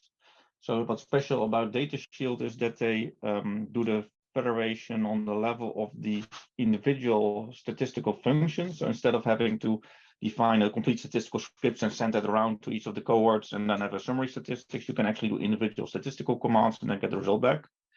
But it of course only works very nicely if each of the cohorts has the same data structure. And they could, for example, do a linear model or some other statistics that you like to do. So that's like the two-step rocket. And the hard bit is, of course, getting a data shield installation in each of the cohorts. which is actually harder than the data harmonization itself, because usually you need some local IT person to be willing to install this data shield software. And in many cases, these are hospitals, and I don't know it's about your place, but in Europe, the IT departments of hospitals are not easy. But that's how I would go about it. And generally you have like a harmonization working group, which focuses on say 100 variables or something like that. And then in a working group it's like 18 cohorts or something, how they define then these data harmonizations. Okay, thank you. And it's intriguing to consider. We had 2 questions in chat. First, for Morris, do you have examples where researchers have harmonized their data and published research findings? Yeah, so on one of my first slides, I included a link. I don't have it ready now, but a link to the lifecycle project. So this project is already completed. And so they published 2 overview papers to explain how they used how they set up the whole catalog plus data shield setup. So I think that would give you some overview. And then following that, there's also quite a few more specific papers that had a specific analysis. So they don't tell that much about the whole data shield story, because for them, it's then basically something that is already there, but then being using that to do a particular analysis. I can look up the links in a minute. But I think these are nice stories, because until a few years ago, data shield worked very nice in theory, but the analysis capabilities were still a bit limited. And then, in recent years, a lot of external programmers have been starting to create new analysis packages, so additional packages. And that has greatly increased the capabilities of the infrastructure. I mean, I must say that still, if you're allowed to download the data onto a local central system, I would still prefer that, to be honest. But in Europe, at least, there's a lot of worries about privacy, and then they basically say, okay, let's not download the data, but then send the analysis around. Yeah, that's it. Thank you. Okay, thank you very much. Next question, I think for Rance, who can submit data and what's the process for approval? I assume this is for the Tox Commons. Yeah, so I'll say, so our Tox Data Commons is really early in development. And so right now it's a internal MSU, actually specifically our Superfund Research Center. And so we're collecting metadata, and we're also collecting data so we can even analyze it in a more standardized manner, even before publication. Our goal is to demonstrate that this works and there's value, and then to open it up to the public. Of course, there's resources that are needed to get to that point. And so we're sort of taking stepwise approach. So right now, it's an MSU resource, but we do hope that in the future that it does open up and we have some formalized approval and depositing processes for the long term. Thank you. And Morris, Michelle had a follow-up question. Did those examples inform the evolution of Genus and other tools? If so, how? Yeah, so they did. So as I said, he started with one of these consortia, and that is that every next consortium has different research question and then slightly different needs in terms of what should you document for a cohort or a variable to understand whether it's appropriate for the particular research question. So originally, I think we had half about the metadata items that we now have. As I said, we have about 400 of them. And for example, one of the projects that really they gave a lot of additional knowledge is that we also did a project for the European Medicine Agency, and then suddenly a large list of additional parameters was collected. I must say that now I think we're actually too rich. So it's very nice to have such a rich catalog in potential, but still people need to fill in all these details and they might not be bothered to do it. So it's now a bit overwhelming. So in most of the consortia that we work with, we now basically first have a session in which we look at the current instance of the catalog and then select which are actually the details you need, and then only ask the participant cohorts to fill that in. I think that makes it more achievable. But yeah, that's I think how the process works. I don't know whether it's specific enough for Michelle, but yeah. And I also have a link to a more specific example now on a research project. So there's a link to that. I mean, quite a few of these projects are still underway because I think we started like in 2018 or so. And yeah, data access and data harmonization takes quite some time in our experience. Yeah, I'm familiar with trying that, and it does take time, but it seems like we are in a good position with some of these, with your system coming up, with the RANCIS, with some of the other databases, and with some of the emerging standards, and the emphasis on data sharing, and some funding in the space finally, that hopefully some concrete work can move forward in this space. Any final questions before we go on to break?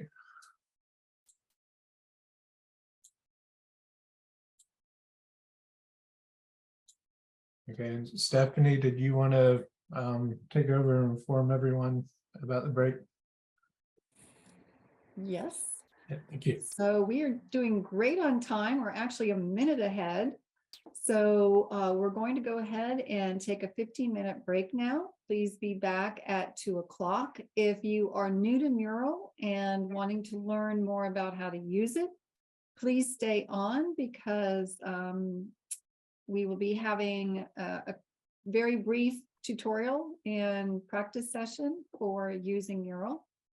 And I really do hope that your schedules allow you to be able to come back and hear Jeanette's presentation, which is the work in progress of their data harmonization use case, because it really is an opportunity for you to get up to speed on what that group has been doing, and to be able to provide some feedback on specific questions they have related to the ontology list that they've been developing.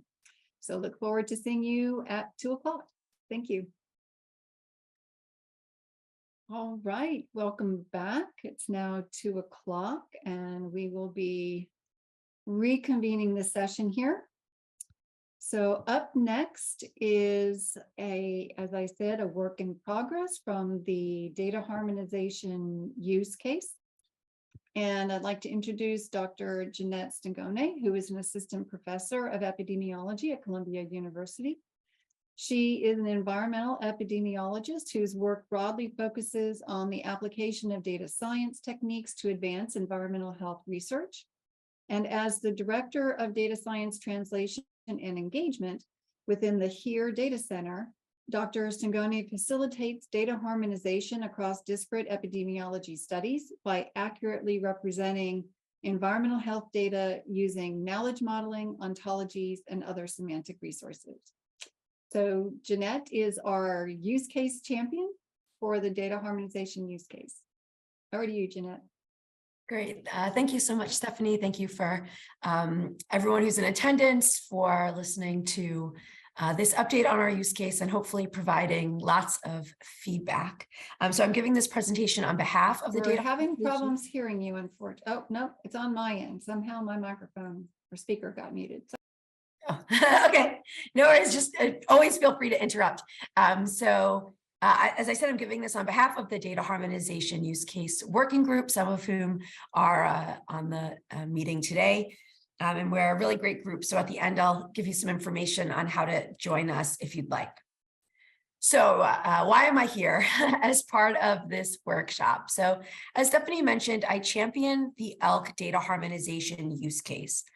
And so as part of our work in sort of developing this use case and kind of moving through it, we sort of identified a need for a recommended list of semantic resources. And as we were developing it, we started thinking about whether it would be useful, not just for our use case, but for the broader community. And specifically as people are thinking more and more about how to make their data more fair, how to promote data sharing. So what I'm going to do today is, review our process of how we developed this list of recommended resources, request feedback, and hopefully help us determine if this resource that we're developing is more useful to the broader group. I'm going to start out with just providing some context a little bit about our use case, so that way you get a sense of what we were developing, and why. So let's start. So obviously there's a growing interest in data harmonization. There are lots of, large initiatives that are looking to harmonize data across disparate studies, but also as individual researchers thinking about different ways to use the data that we already have, ensuring that our data are or may be able to be harmonized with other data sets is something that is of growing interest. And it can be really challenging to do that kind of work, particularly when you're at a large scale. And so we've heard about a lot of different examples today and on the other days about resources that are available. So our use case really is focused on making environmental health data more interoperable in an effort to sort of enhance data-driven discoveries. And so the purpose is to address the feasibility and identify barriers to using harmonized language for combining data across independent research studies. And our specific goal is to try to develop tools and strategies that can help environmental health researchers use common language tools and use standards for data and metadata to help harmonize their data and facilitate that process. So we have a short-term deliverable, which is to take some epidemiology studies, mapping them to existing data and metadata standards, and as a result, analyze the gap in existing standards. And then we have a long-term goal of being able to create a template-based approach to inform data collection approaches so that it's a little bit easier as we move forward in making sure data are harmonizable and interoperable. But what I'm going to be talking about is this short-term deliverable, which was this idea that we were going to take two studies, map them to data and metadata standards and see, okay, well, where are the gaps? Where do we still need standards? And sort of in trying to understand, what common language already exists and what we still need. So the specifics of this part of the use case were we took two studies from here, the Human Health Exposure Analysis resource from the Public Data Repository, and they both had measures on air pollution exposure and childhood asthma. And the question we had is, can we harmonize the data across these two studies? What resources exist and what do we still need? So before I go further, I do want to say that those of you who know me know that I work within the HERE data center and doing just this, right? And I don't want anyone to think that I'm not doing any work. So in HERE, we have already harmonized these two studies. But for HERE, we have very specific goals. We have some constraints on how we harmonize. And so we really, in this use case, wanted to just say, okay, for now, let's put what HERE has done aside and just say, if we were starting from scratch, what would we want to do? What can we do? And where are the gaps? And then later on, think about maybe how HERE has started to fill those gaps. So just don't want anyone thinking that I'm not doing any work. So the plan for our use case was to take these two studies, map to common standards, then assess commonality across the studies and determine, okay, what are the gaps? What is the common language that doesn't exist yet that we need? Does it exist somewhere else that we don't know about? And so on and so forth.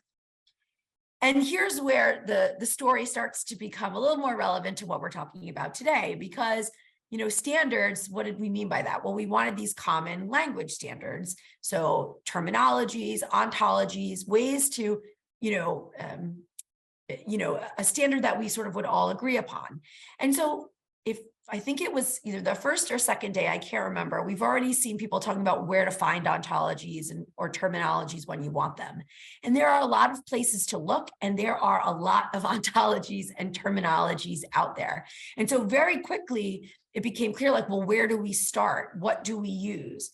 And, this has come up before during the workshop, and there doesn't seem to be a great answer. It's like, well, what are people using in your field? How do we know that if we don't have any, community standards?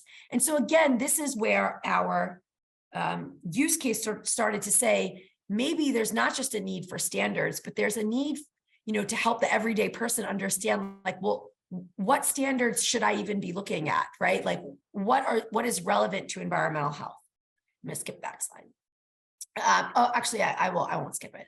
So I want to be clear too, that I'm talking a lot about ontologies and terminologies. We really, in the beginning, we're only focused on ontologies. This is a slide from EHS where talking about like the full spectrum of common language from controlled lists, right, all the way up to, I should say, ontologies. And this is going to be important later as we talk about, within the field of environmental health, what do we want to use? Do we only want to use ontologies, or are we, are some of the gaps filled by taxonomies or controlled lists that maybe for what we need, is just fine. So I did want to bring this up and just have this here. So again, just to sort of recap, the issue here is we wanted to start mapping the standards and we didn't really know where to start and which ones should we use. What are the ones that we as a field think, yeah, these are the ones that are, we'll talk more about, meet quality criteria, and we as a field think, yeah, these are the ones that are fit for purpose. So what we started to do was go through a process to create this, what we're going to call a resource listing. And a big thanks to ICF for making this figure, which I'm going to show larger on a screen in a minute. So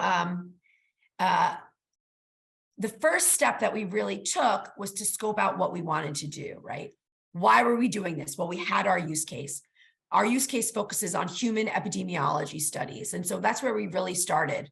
And then we thought about, and was just sort of going around this little circle here. Then we got to the trends in environmental health, right? Well, what's going on? What is the information that people are collecting in their studies? What do we think will be in the data that we see, or what are the fields we need to cover? And that quickly led us to this next step, which was establishing domains. So the idea being that within an environmental health study or an environmental epidemiology study, there are lots of domains that need to be covered. And so what are those domains? And then from there, we started thinking about, what existing language standards might occur. So we started out with listing domains, and this was really looking at what was in the 2 studies that we chose for our use case, but also within our working group, what do we think we typically collect within our human epidemiology studies? And so this is everything from chemicals, sample matrices, lab instrumentation, to methods for quality control, how to describe study design, populations of interest. So these were the domains that we felt would cover, the data and metadata we would expect to see in human epidemiology studies. Then we started grouping these domains by themes. And then we started thinking about, okay, well, what are the resources that people are using within these specific domains? And that's this listing of semantic resources. And again, this is not an exhaustive list. It's really, what were the people in the group using? What had we heard of? Really just sort of a brainstorming list. So I'm going to show the full spreadsheet in a minute, but I do just wanted to call out a few of them. So for example, for the domain of chemicals, and we had that really great talk before about cross mappings and things. So some of us use CHEBI. We talked about PubChem. We talked about the Comtox chemicals dashboard, right? And so these were all listed under chemicals as places that could be a source for finding standards or for finding common language. For sources of pollutants, we had some ontologies, but then we also had information about, well, EPA and TSCA has a fair bit of information here. Is that a resource we should be looking at? And then also, I think this is where we saw a lot of the overlap too for human endpoints and outcomes. There's lots of different ontologies. There are like standard questions. So we have Phoenix. I realize I've been saying Phoenix wrong the entire time. I always say Phoenix. So this was something I learned today, very exciting. So again, we're just sort of compiling the resources, and you can see how for a person who's just filling out the data management form and thinking about standards for their study, it really does get a little overwhelming in thinking about what's out there. And so again, that's why we're thinking, okay, well, is this of use to people, both in terms of finding standards, but also as a community? As soon as we get stuff written down, it's easy for people to say, yeah, this is good. No, this isn't good. And we can get some community standards. And that's sort of what we've been thinking about. Okay, so as we were looking at these ontologies and terminologies that exist for domains, we found quite a few gaps. And so I want to shout out to Bren Ames, who's part of our group, who really found a lot of these. And so I did want to give a shout out there. So first is positive outcomes and wellness. There's a lot about human disease and disability and phenotypes, but not as much about measuring health and measuring positive things.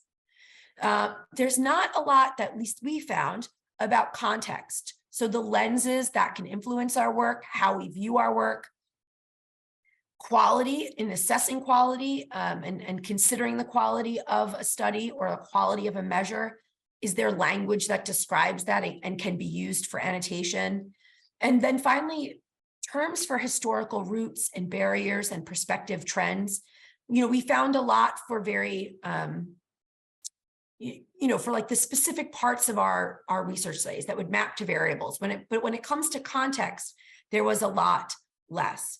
And so again, just to go into this a little bit deeper, we really felt there's a need for common language. And again, it could exist and we just don't know about it. So that's, again, a point of feedback. The models and paradigms we use for our research, that's something that could be in, these metadata templates of what's the model you use to create your study design? What's the perspective that you're taking? Thinking about biases as well, having a common language to describe that across studies. Thinking about evidence, not just forms of evidence, but also its quality and the weight that we give, and also how we evaluate that evidence. These were things that we could imagine as we're trying to harmonize studies, we would want to know about, right? Not just the how to harmonize them, but if we should harmonize them. And these were real gaps that we didn't see. So as we listed these semantic resources and identified these gaps, we then went into thinking about, okay, well, there's a lot out there. How do we differentiate? And so we went into this discussion about developing criteria. And so I just want to give a shout out to Anna Maria, who really led this part of the discussion for our working group. So the sort of framework that we used is sort of thinking about, for any given resource, there were certain like minimal criteria we felt they needed to have that we wanted to record and help people determine, like, well, should I use this or should I use something else? So those things, and again, this is really led by Anna Maria, I'm just reporting it, was having a clear textual definition. Is it active, right? Has it been updated within the last 5 years? Is it machine readable? Has it been used by other data repositories? And has it been reused by other semantic resources, like other ontologies?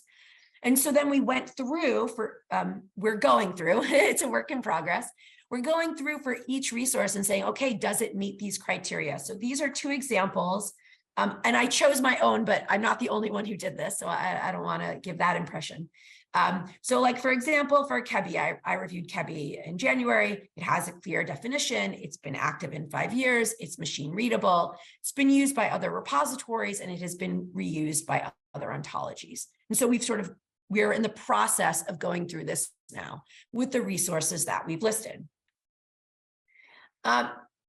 Once, we finish that part, we're building this resource, right? And so hopefully the goal is then to say, okay, we want to harmonize these 2 studies. Here are the universe of standards that we want to use in terms of mapping. So then we can map them to standards, see the commonalities, and go on with the rest of our use case.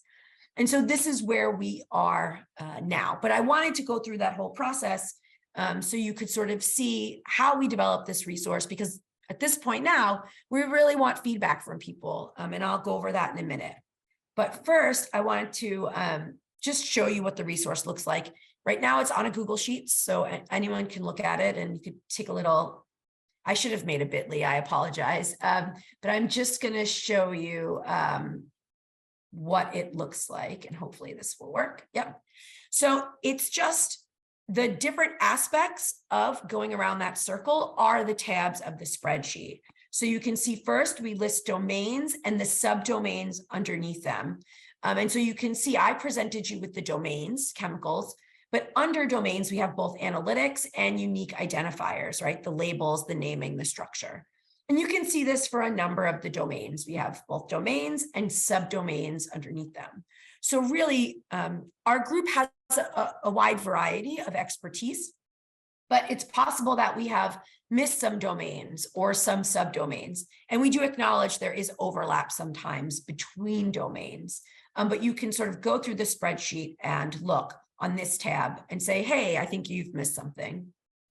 The next step was, again, what I mentioned for each domain, suggesting we said ontologies, but we really broadened it out to be any kind of common language standard or tool or resource. And so for each one we just went through and brainstormed what's there. And so you can see for some we have a lot, for some we don't have as many. And maybe that's okay. The next tab, again, is this resource listing, where we include the name, how to access it, the organization. Again, a big thanks to ICF for putting a lot of this information together. And you can see where we started going through the different criteria. And then the last tab, which is right now just me, is some points of contact for cross ontology or cross standard resources. And so again, we recognize that there has been work done in this space. And so, for example, if you're looking for, the here ontology is an application ontology that draws from a lot of different ontologies. So sometimes that can be a nice place to start because it has already pulled from a lot of the places that are on our original list. But this is what the sheet looks like. And again, it's meant to be really clear and really easy to use, and also to update and evaluate. One of the things we spoke about as a group was really the importance of being able to, where'd my presentation go? There it is. Of being able to update. So as we go around this circle, you see that there are many places where we have checks, right? Domains are updated as environmental health changes. The resource list is updated as we add domains. So this resource listing is really not meant to be a static document, but really something that reflects sort of what we in the community feel we should be using, or what we think would be beneficial for moving all of our work forward. So where we are now, oops, not yet, is seeking feedback. So I'm hoping that that overview gave you a good sense of sort of what's there, why we're doing it, and why we think it will be helpful for the broader community. So really, we're seeking feedback on what gaps, if any, do you see in what we've covered? Are there domains we've missed?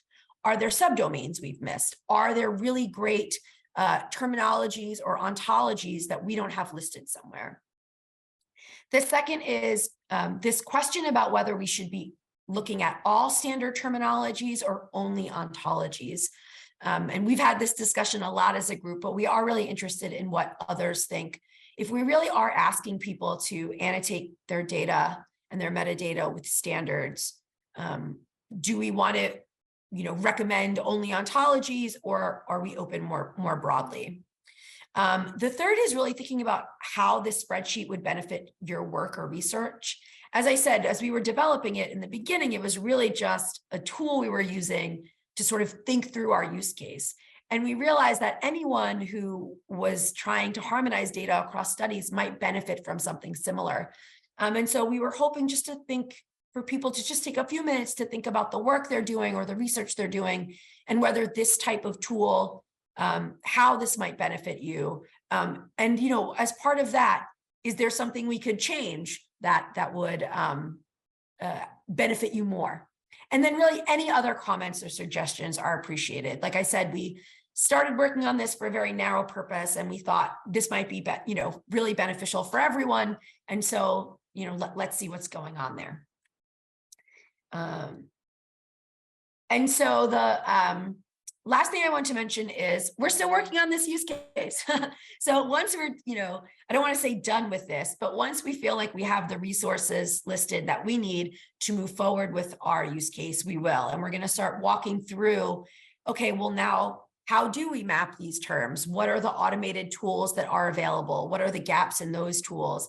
So if you're interested in joining our use case, please, you can contact elk@icf.com and they'll add you to our email group. We tend to have monthly 1-hour Zoom meetings. And I also just send out a monthly email about our progress. So it's not a huge time commitment, but it's a really nice group of people. And I think, we're starting to do some interesting work and build some community here. So I'm stopping really early because I wanted to leave the majority of the time for people to provide feedback and ask questions. So I'm going to end here. But again, I just want to thank you for listening. A giant thank you to Stephanie and ICF for putting a lot of this together, as well as all of the members of the data harmonization working group, use case group. It really is a great group of people, and we have really great discussions every month. So I'm going to stop there and see if there are any questions. I see there's stuff in the chat. Great. So it looks like the link to the spreadsheet was put in the chat. Thank you so much, Charles, for doing that. And also the feedback mural. So Stephanie, do you mind if I just take a minute and I can go over the mural board, or does one of you want to do that? Yeah, you can go ahead and do that. That's fine. I think I have it open.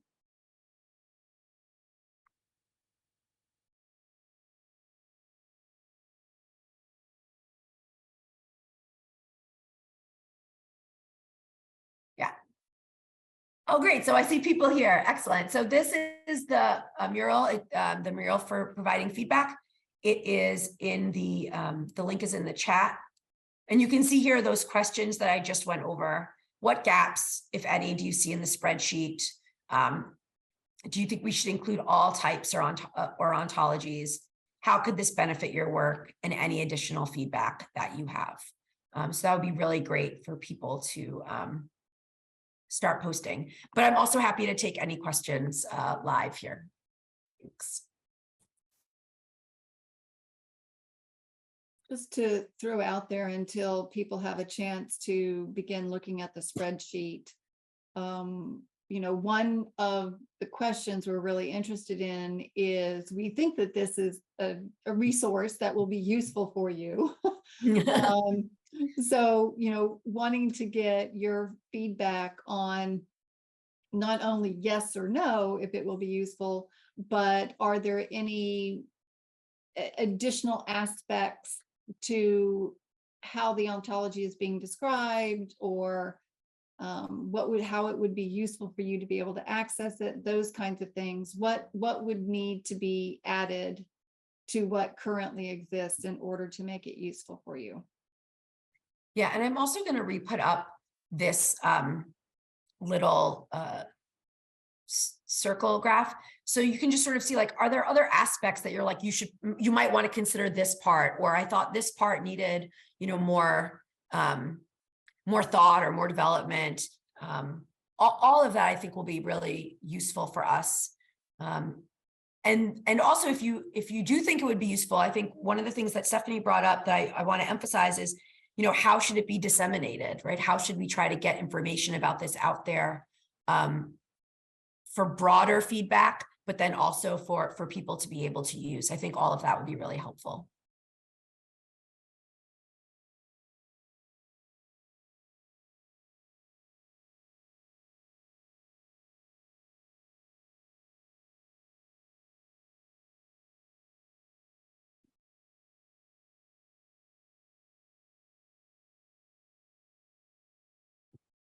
And if anyone has any questions or comments to share, please feel free to put them in the chat. Again, more than happy to answer anything.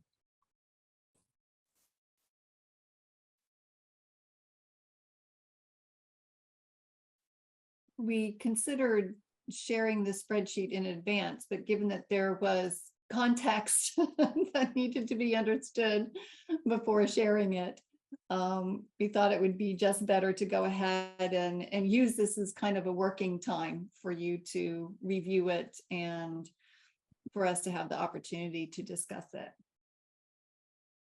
Yeah, exactly. That's why we sort of, I know it's weird to just look at me in silence, but I think we really wanted to provide enough time because for everyone to just take a few minutes to look at it and provide feedback. And so it's just easier to do that here.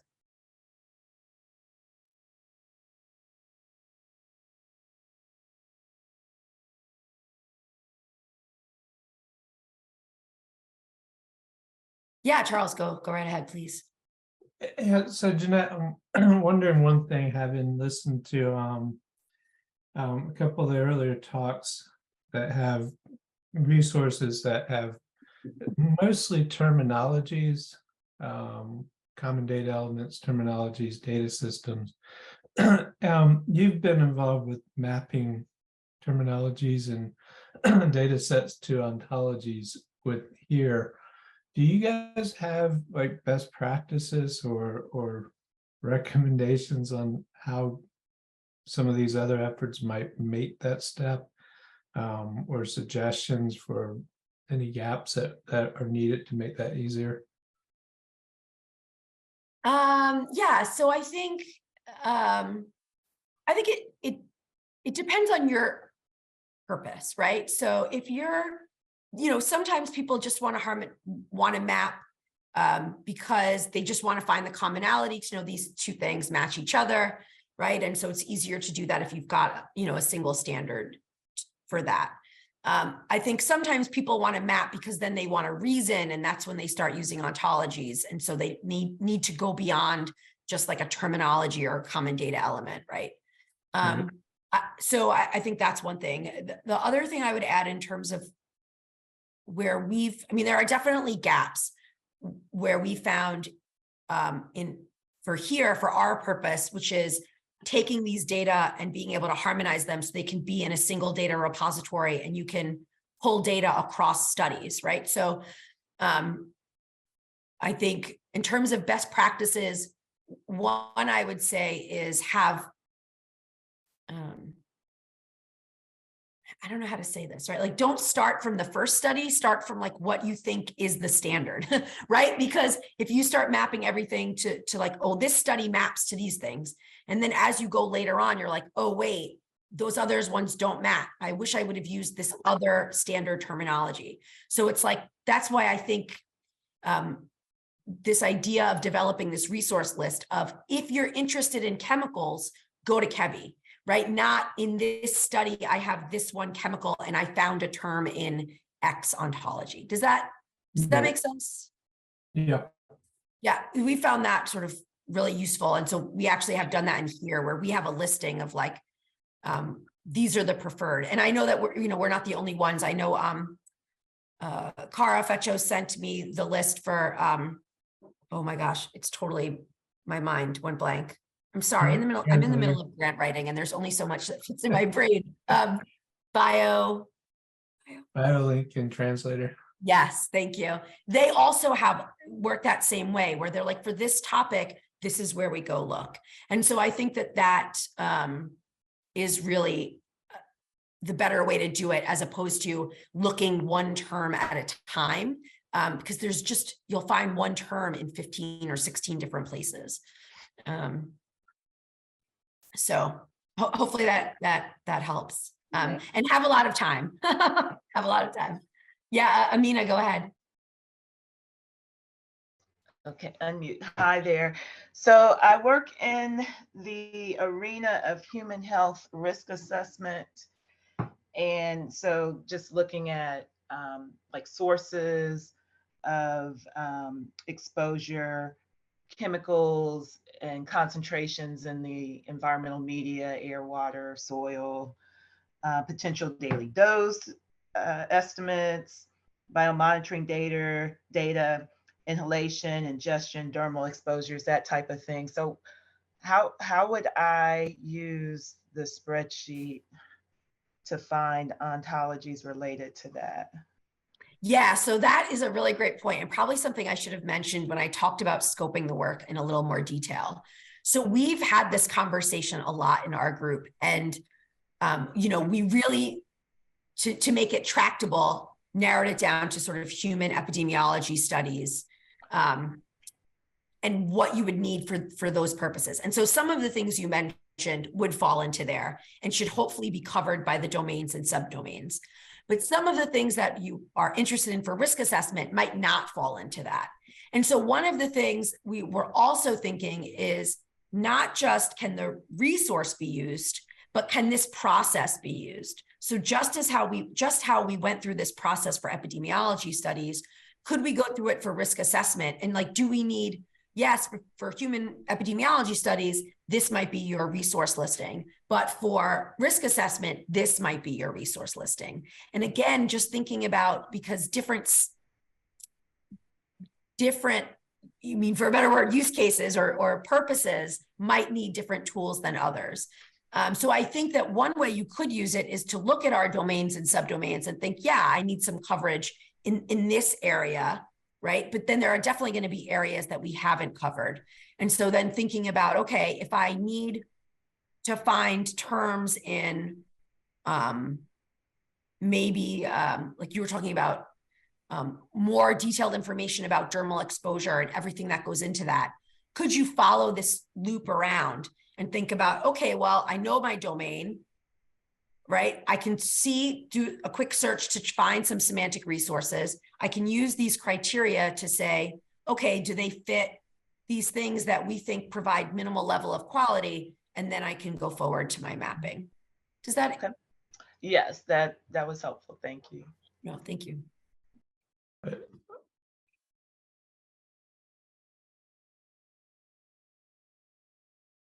I see something.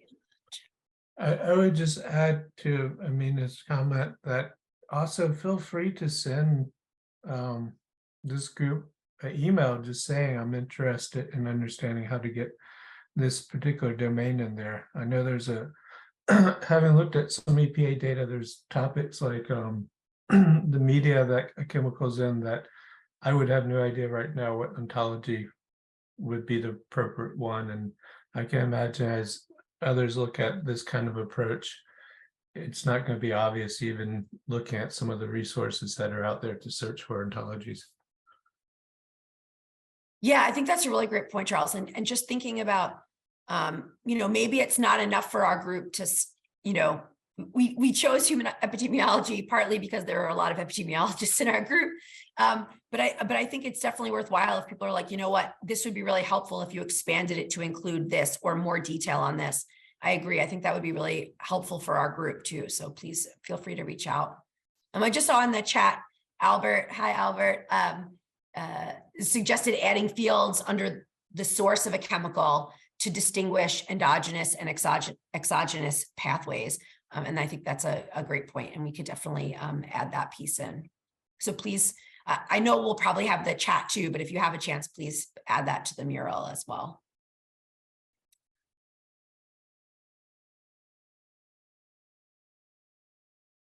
Yeah, Amina, go right ahead.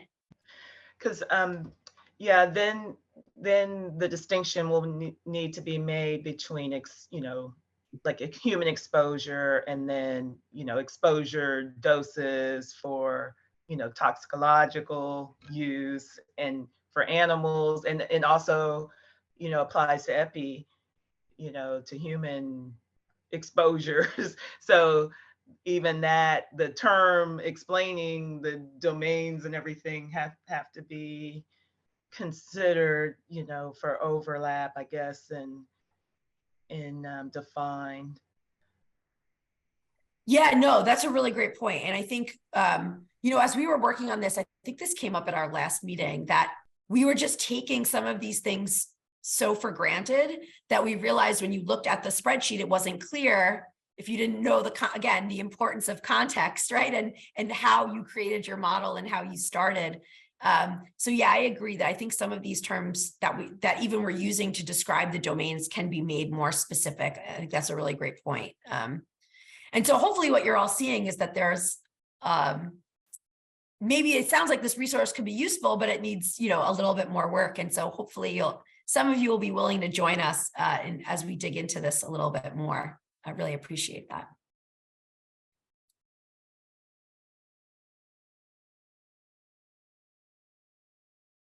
I'm going to stop sharing because I want to look at the mural just a little bit to see what people are thinking.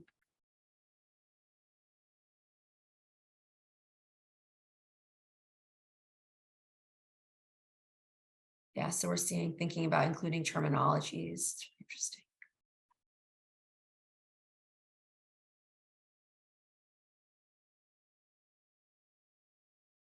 People like Google spreadsheet. That's good. Stephanie, I don't know. I mean, we could just keep this time for people to keep updating the spreadsheet.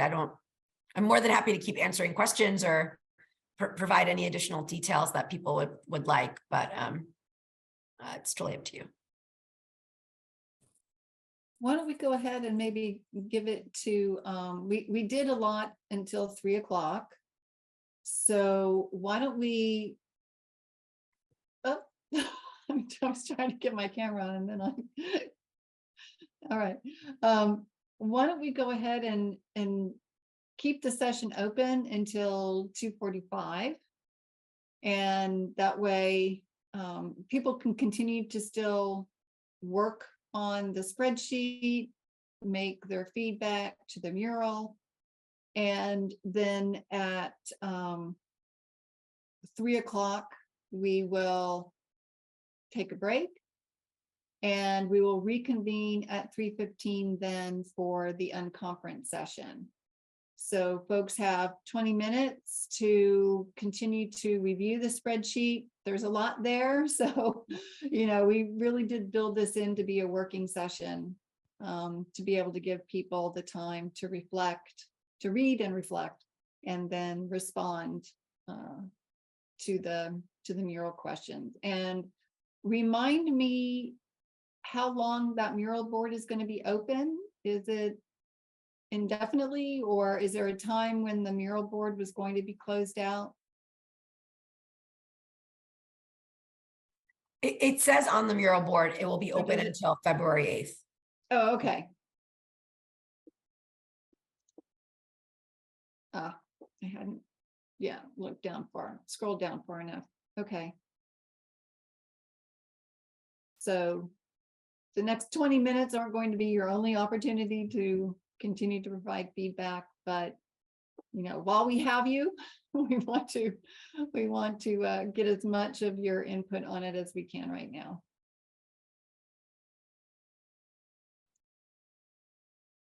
So feel free to continue to work through the mural, either the mural board for the data harmonization and use case, or if you're wanting to also provide feedback on the data management and sharing plan board, you're welcome to do that one as well.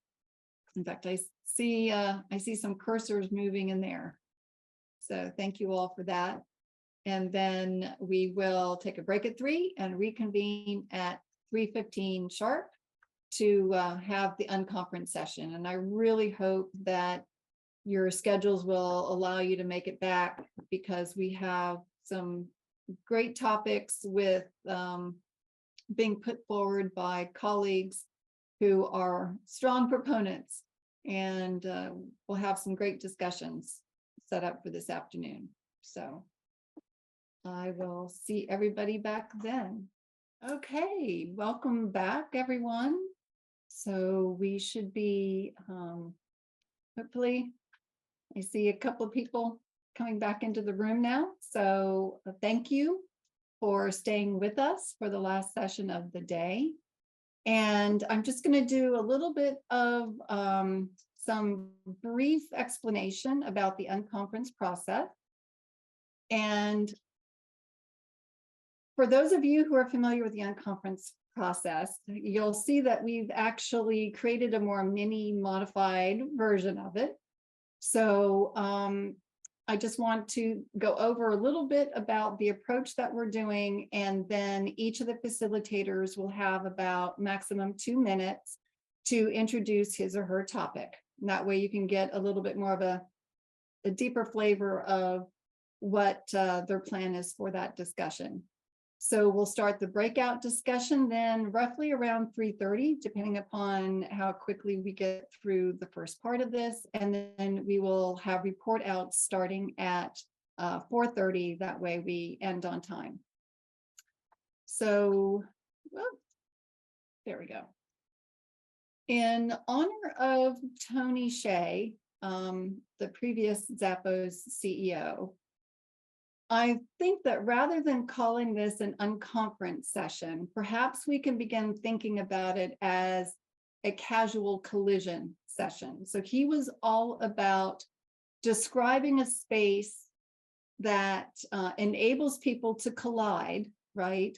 Who have some diversity of thought and can casually cross paths and become a forum for more creative exchange. And so with this session, that's what we wanted to do, was to be able to create a space where the attendees can collide and interact around topics that are of interest to you. So as mentioned earlier, we did modify the format. Given the fact that this is usually a full day or a multi-day format, we only have an hour and a half really for this session. So given that time allotted, we had solicited topics in advance during the first 2 days, rather than doing it now during the unconference session. And those topics were circulated in the email that went out to you yesterday. And of course, you were able to also see them on the unconference mural board, and you'll hear the details of those shortly. So for those of you who are new to the unconference format, we have kept basically the 4 rules and the 1 law. So the first rule is that whoever shows up are the right people for that time. So that may mean 20 people end up attending one session, or another session may not have anyone, because the people who would be interested in that topic, unfortunately, had a schedule conflict at the moment. The second rule is around whatever happens was meant to happen. That means that if the discussion takes a trajectory or a tangent for some reason, then that's what was needed for the discussion. Third, when it starts is the right time. So if I get through this pretty quickly and the speakers finish before their allotted time, then we may be starting earlier than 3:30, hopefully not later. Fourth, it's over when it's over. Having said that, I do want us to keep in mind that we have assigned 1 hour period, and we really do want to end at 4:30 so that we can have sufficient time for the report outs. The corollary to that, of course, is if the discussion happens to only last for 25 minutes, then that's what was needed for the discussion. And if you happen to then finish early, you can either start another topic or you can join another breakout room. And then finally, every attendee throughout the session switches between the role of being a sharer and a learner. And if at some point you don't feel that you are either contributing to or learning from the discussion, then based on the law of 2 feet, which in the virtual world really isn't applicable, let's say law of your presence, law of your attention, it is actually your responsibility to leave and join another session where you do have the potential to contribute and or learn. So I'll quickly ask if there are any questions about the format before I have the facilitators begin describing their topics. So we, as I said, everybody, once each of the facilitators goes through and explains the topic that they're going to be leading, then we will give you guidance on how to enter the breakout rooms, and you'll see the number designation there. So looking quickly into chat, if there's any questions about the process that I need to clarify.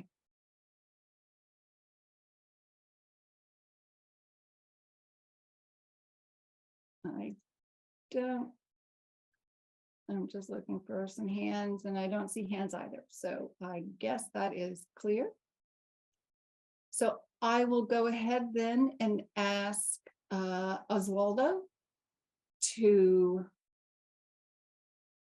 share some background about the topic that he proposed.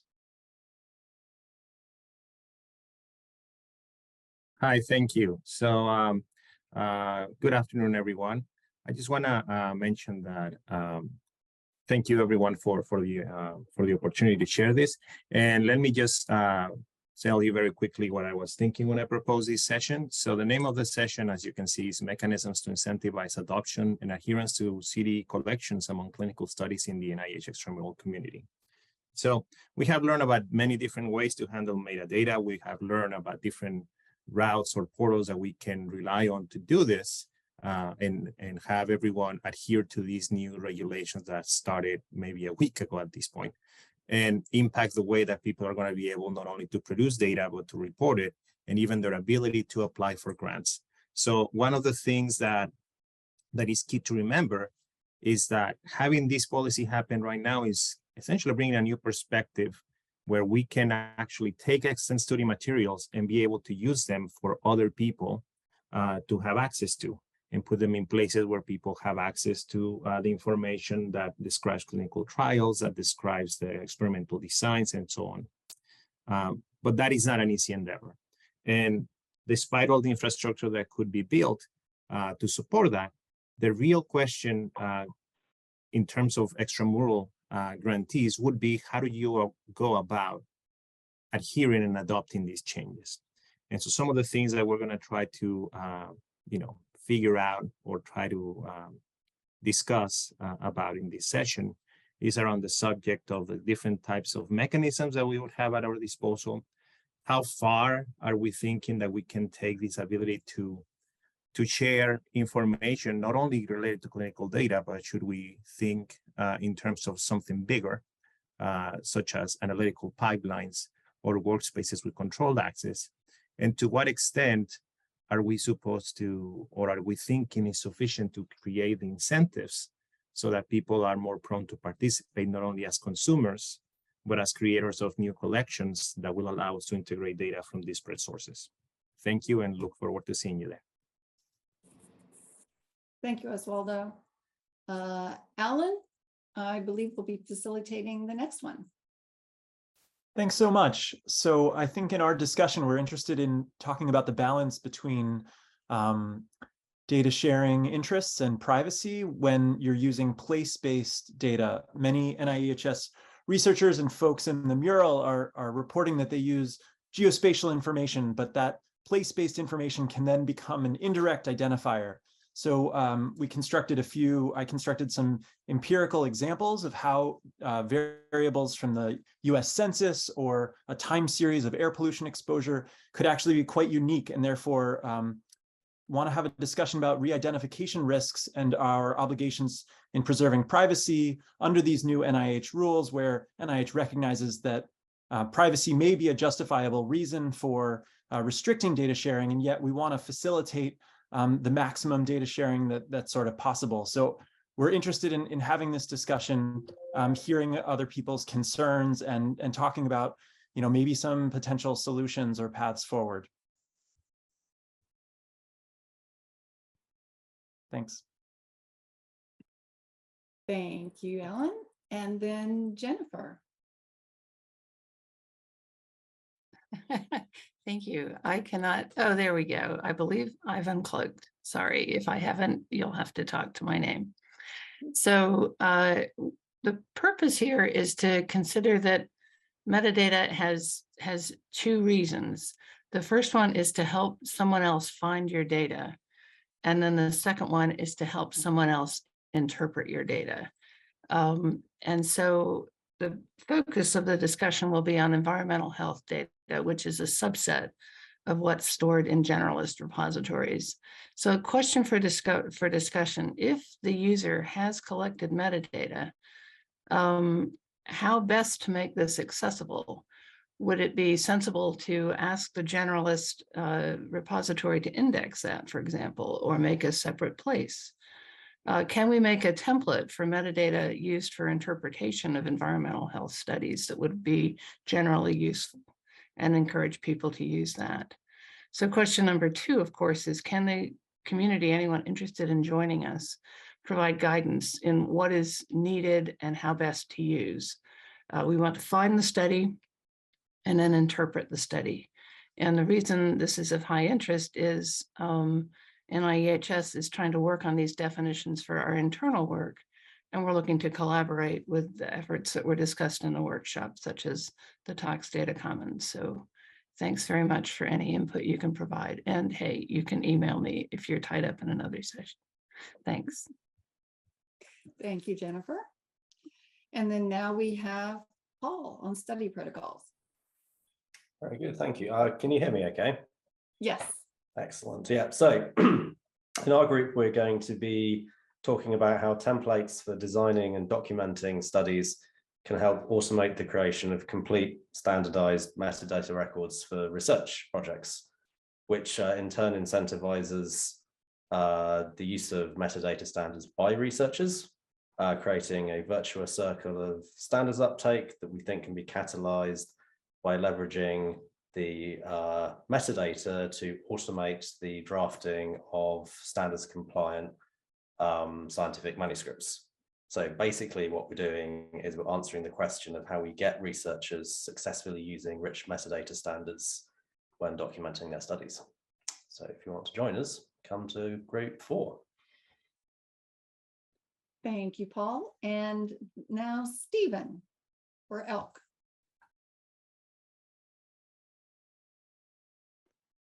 Hi, everyone. Yeah, so for session 5, we're going to be looking at ELK as a whole, kind of discussing our plan moving forward.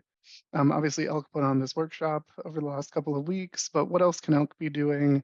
What activities would be most helpful? What topics should be addressed? At a very high level, how can ELK best support the community? Great. Thank you, Stephen. So we are almost exactly at 3:30. Everybody should be able to see at the bottom of their screens a link that says breakout rooms. And what you'll do now is select the breakout room that is of interest to you. So if you're wanting to discuss more about the adoption and adherence on CDE collections, that's breakout 1. Breakout 2 for geospatial spatiotemporal data. The generalist repository submission package is in breakout 3.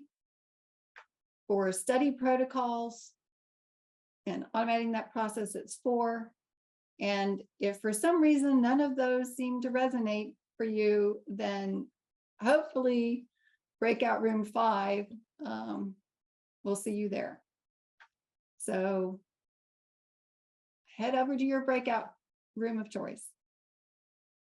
Okay, sounds good. Actually, I preemptively started sharing. So, okay, well, I hope everybody had a productive casual collision in their breakout rooms. And we're going to go ahead and get started with doing the report outs from each of those. So I'll ask each of the facilitators to spend 2 or 3 minutes just hitting the highlight of some of the key points that came out of your discussions. So we'll start first with breakout room 1, Oswaldo. Hi, everyone. So I think we had a really good conversation. We were trying to discuss ways that a remote community is going to be faced with challenges in the short term and ways to relieve them in the midterm and moving forward. Some of the themes that we were able to discuss is the challenges associated with call it the hands-on of wrangling data sets, and not necessarily creating clinical data, for example, or creating the types of variables, but recognizing that many of these tasks are conceptually simple, but somebody has to do them, right? Creating these data sets, feeding the data into databases, knowing what to put in there, creating the guidelines is not a menial task, even if the conceptual basis of it is straightforward. And it is uncertain to what extent the evolution of involvement driven by the researchers themselves or governed by the NIH is going to manifest over time. We do know that the mechanisms to support those types of efforts are necessary.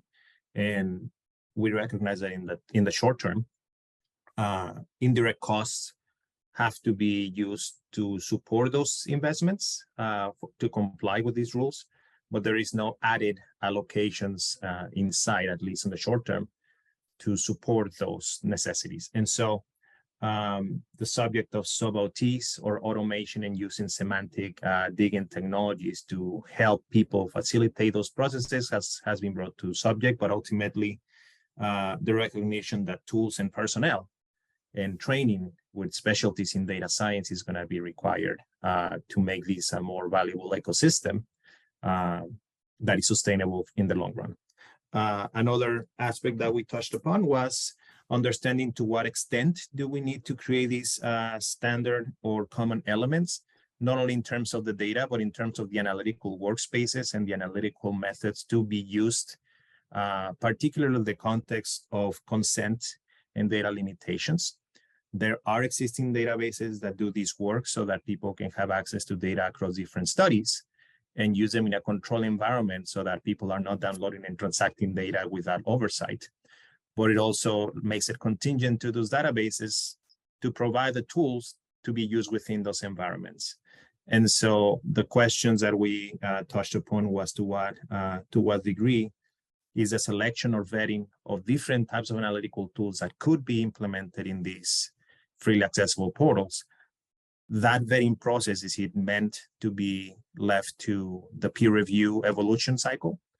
Or is it meant to be fostered through collectives of subject matter experts that are called to task by our federal agencies to give their advice and oversight? So that is unclear. We know that some of the newer technologies are more prone to proliferating different statistical methods and pipelines, even if the data is the same.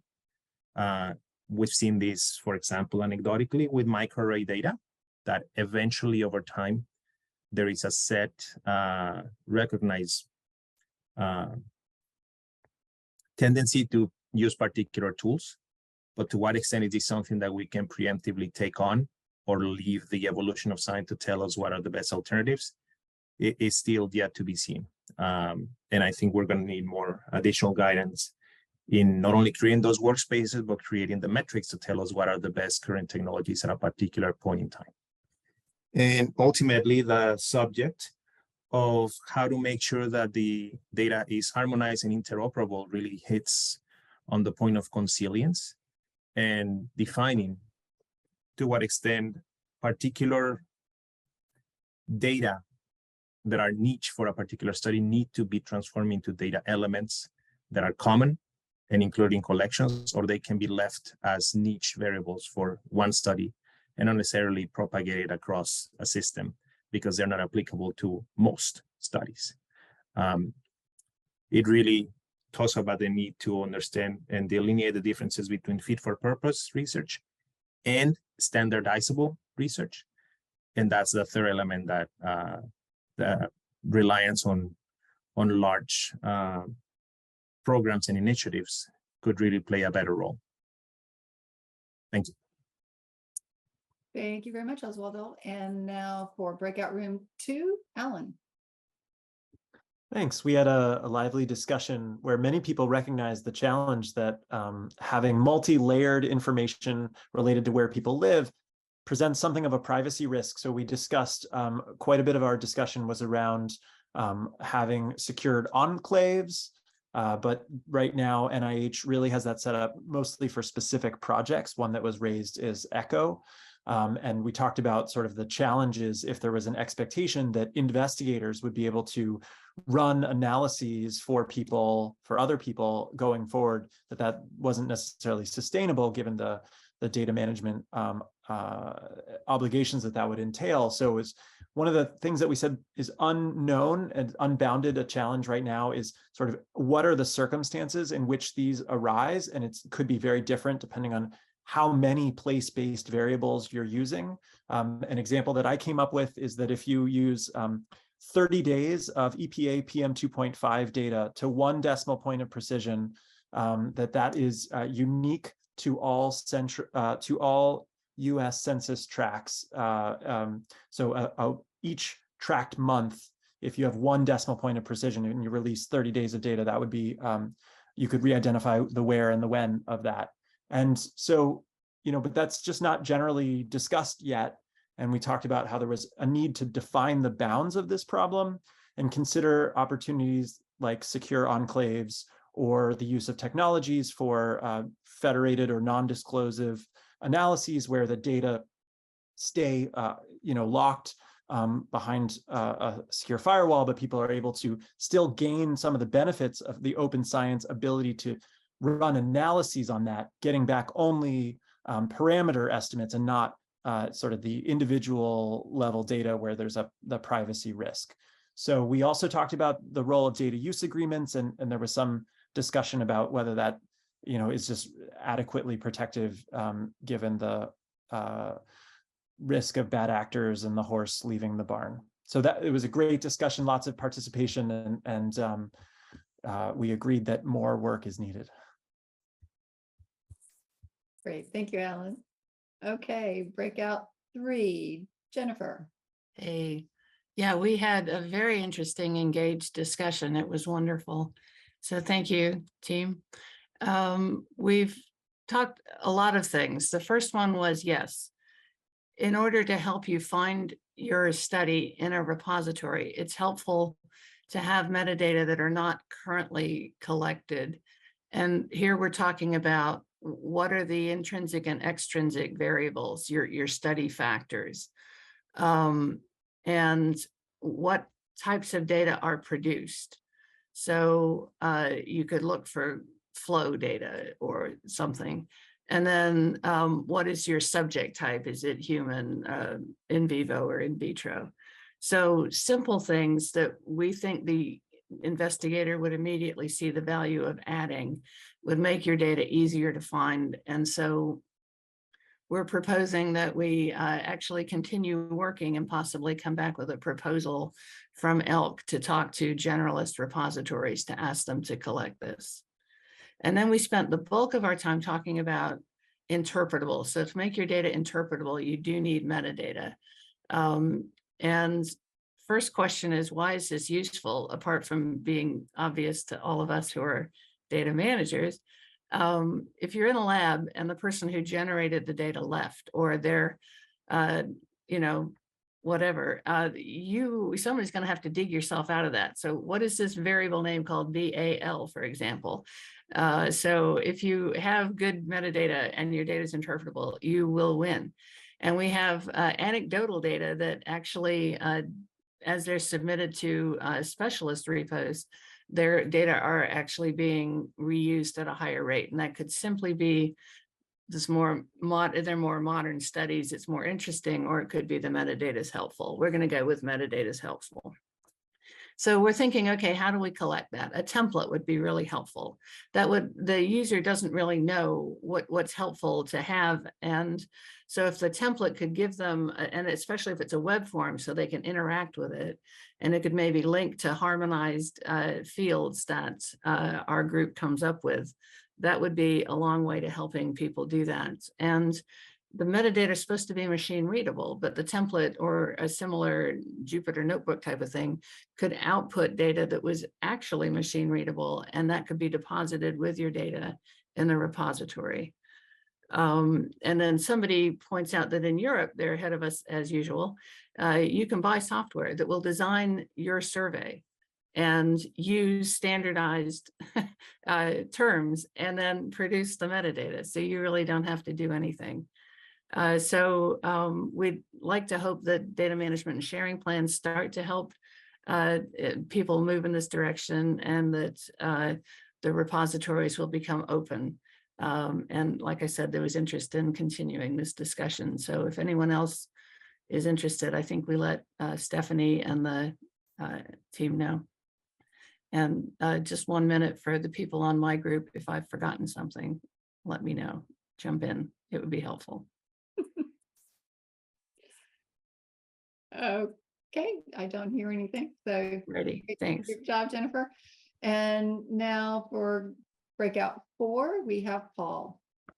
Very good, thank you. Yes, so we had a very interesting, rangy discussion, which is extremely hard to summarize. So we picked out a couple of things we wanted to talk about. The first is the enduring mystery of how science is already fundamentally standardized. We have well-described, well-understood experimental processes operating on well-described, well-understood biological systems with well-described, well-understood exposures. We 100% know that it's all standardizable, and it's already almost standardized. Science is kind of almost like one of its defining features is how formalizable it is. And yet we somehow haven't managed to standardize the outputs from these individual processes in a way that you can automatically take stuff that someone did in their lab that generated a bunch of data that can just go straight into a database for like computational processing later. So that is weird. Something weird is happening. To get to the bottom of this, I think we probably make too many assumptions about how people work in science. We probably don't actually know very much about what's going on in laboratories and is preventing the obvious from happening, right? So some ethnographic research seems to be required, where we stick ethnographers in laboratories to understand what is happening at bench level that is preventing the use of these tools that we all agree would be really fantastic. And then the other thing was whatever is going on, it's pretty clear that these top-down imposed general standards created by small working groups of 20 to 30 people aren't working, because we've created goodness knows how many of them over the years. And really all we see is consistent resistance to their use, passive resistance. People don't like them, they're not helping them. There's always excuses for not using them. If they do use them, they're not used very well. So there are clearly communication issues as well. It's not just stubborn resistance by recalcitrant researchers. We've tried that enough times. We need to do something different. So we probably need to point the ethnographic research at understanding what it is that we actually need to do differently. And that was our message to everybody here. Thank you, Paul. And now Stephen for breakout 5. Hi, yeah. So for breakout 5, we had some short discussions and a couple of ideas and future activities that ELK can do, maybe some topics that we can work on. One of them was that if we had smaller topics, maybe we could institute some more mural board discussions with people so that we didn't have to convene a group to discuss the topic, but maybe we could crowdsource ideas around that pretty easily. Different ideas for different workshops in the future, or different webinars, things like that. But the one thing I'd like to plug is that we do have all the questions in the unconference mural still, and it will be open. So if you have any ideas about ELK and you were in one of the other topic-focused discussions, please do add some ideas in those sticky notes, because we'd love to hear activities or anything that you'd like to do moving forward. Great. Thank you, Stephen. Does anybody have any thoughts that they want to share? Any aha moment or just some critical piece of information that they learned or would like to share with the rest of the group from the breakouts?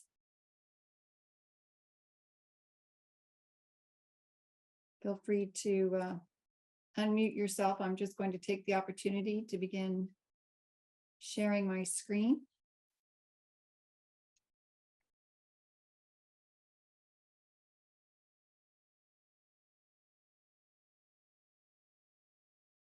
Okay, well, we have reached Stephanie? Yes. This is Michelle Heacock from EHS. I was just curious, Paul, I wasn't in your breakout room, but one thing you said was the top-down general standards aren't working and really having a look to see what's happening at the bench. I was wondering if maybe you could talk a little bit more about how you see that happening, and is there another approach that could be simultaneous to that? Because obviously this is one thing we're trying to do, right? Have standards in place for people. Yeah, thank you. You put me on the spot here. So, I mean, I think, so the work we've been doing on the prototyping with this kind of automating the generation of kind of useful metadata from processes that people would be following anyway at bench level suggests that there's two approaches to standardization that may actually be in play. One of the approaches is the traditional top-down approach. So you have standards like Prisma, Arrive, whatever, for reporting or conducting research, where you have a committee of people who decide for everybody else what should work for everybody. And then what they have to do is try to come up with some consensus view of a process or set of reporting requirements that are specific enough that they're going to be informative if followed, but general enough that they're going to be followable by almost everybody. And they kind of, we just wonder if you end up with, because of the need to be generalizable, you actually end up with a standard that's incredibly difficult to follow, doesn't fit most people's context, and therefore doesn't produce useful information. With the advent of tools like protocols.io, which take kind of the GitHub approach to developing kind of open source code and apply that concept to bench protocol design. So you're designing reagents and things in a lab. Oh, so procedures for mixing reagents, things labs, you have to some sort of chemical that you're trying to put together that you put in some system. Those are like 10 or 15 step processes. So someone can say, well, I've got this really great way of mixing up this stuff. I use these 15 steps to do it. If you follow these 15 steps, you're going to have a good outcome. And then someone else can come along and say, well, I can see how that works. I'm working in an environment where we don't have access to this particular piece of equipment, or we don't have this budget, or we're trying to make a different concentration or something. So I'm going to take this procedure, I'm going to fork it. So you can relate the procedure I'm making to the parent original procedure that was designed. And I'm going to say how I would do it in my lab. And then someone else can come along and say, well, actually, in a situation, it's much more similar to the second lab than the first lab. So I'm going to follow this process. And then someone else can come along and say, well, actually, I'm also in a situation similar to this second lab, but I need to make this slightly different thing. So I'm going to use this process and fork it again. And you end up with these clusters of comparable processes that are designed bottom up by the people who are using them, that are responsive to the specific needs of people working in specific situations. So this is more of a bottom up approach to standardization, where you have standards that are emergent to a user community, or emergent from a user community, rather than decided on behalf of a prospective user community. Now, there are obviously limitations to that approach as well, in terms of validation and things, and discoverability and all this kind of stuff. But it's a different way of thinking about standardization that I just wonder if it's not worth investigating in some detail as we try to think about what we're trying to get out of these standardization processes, and possibly those bottom-up approaches are more reflective of what, when we understand science as being already quite standardized, if these bottom-up processes are actually more reflective of how science becomes standardized than the top-down models that we have traditionally plumped for, in fact, if that makes sense. Sorry, it was a really long answer, but difficult to kind of explain. Yeah, it does. Thank you. And didn't mean to put you on the spot, but good job.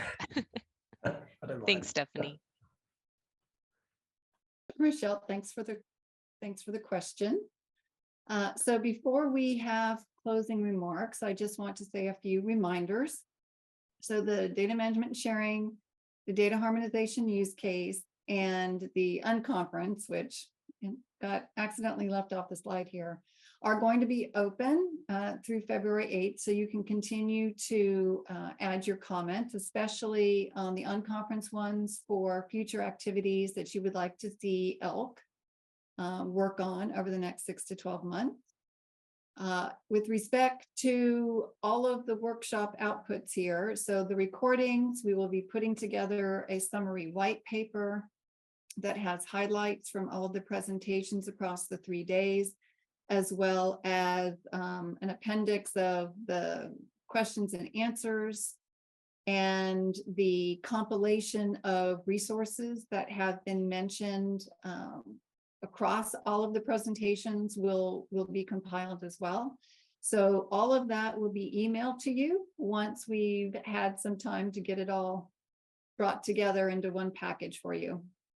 And then last but not least, if you're interested in learning more about the Environmental Health Language Collaborative and participating in activities, and especially on the use cases, then please join the ELK listserv, and we'll be putting the links again to all of those in the chat. And now I will go ahead and turn it over to Charles Schmidt for closing remarks. Thank you all. Hey again, everyone. First of all, I want to give a big thanks to Stephanie Holmgren and to the other people who have helped put together this workshop. This is our second workshop, and I am still amazed and learning how much time and effort goes into arranging these kinds of workshops, as well as the various working groups that we've run during this past year and webinars that we've held. And Stephanie's been at the front of both the high-level directions of ELK as well as the day-to-day details. So she deserves a big round of applause for that. Stephanie, of course, is not doing this alone. There's been an entire team who've been working week to week on ELK, including government staff, contract staff, our advisors, as well as a number of people here on the call today, researchers and investigators who have volunteered their time for this. So thank you everyone for the help with this effort and moving this forward. As I've mentioned and will continue to do on every single one of these calls, ELK is an effort that we've been pushing to initiate and sustain, but only because we want to see a community effort in this space, an effort that will move forward standards and harmonization of data and data sharing and enabling AI and ML and data integration and new discoveries. I'll take to heart what Paul said coming out of their use group. We really do need to think about and understand how to be successful and the challenges that have kept success from happening in the past.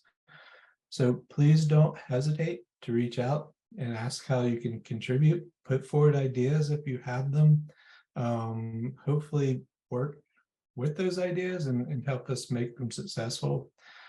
Please suggest topics for further workshops as well as webinars and working groups, but please stay in touch and as we plan out activities for the next year. So with that, I'll thank everyone and so long for now.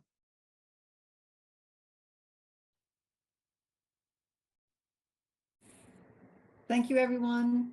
Enjoy the rest of the week, and really hope that this has been informative for you for the past 3 days that we've held the workshop.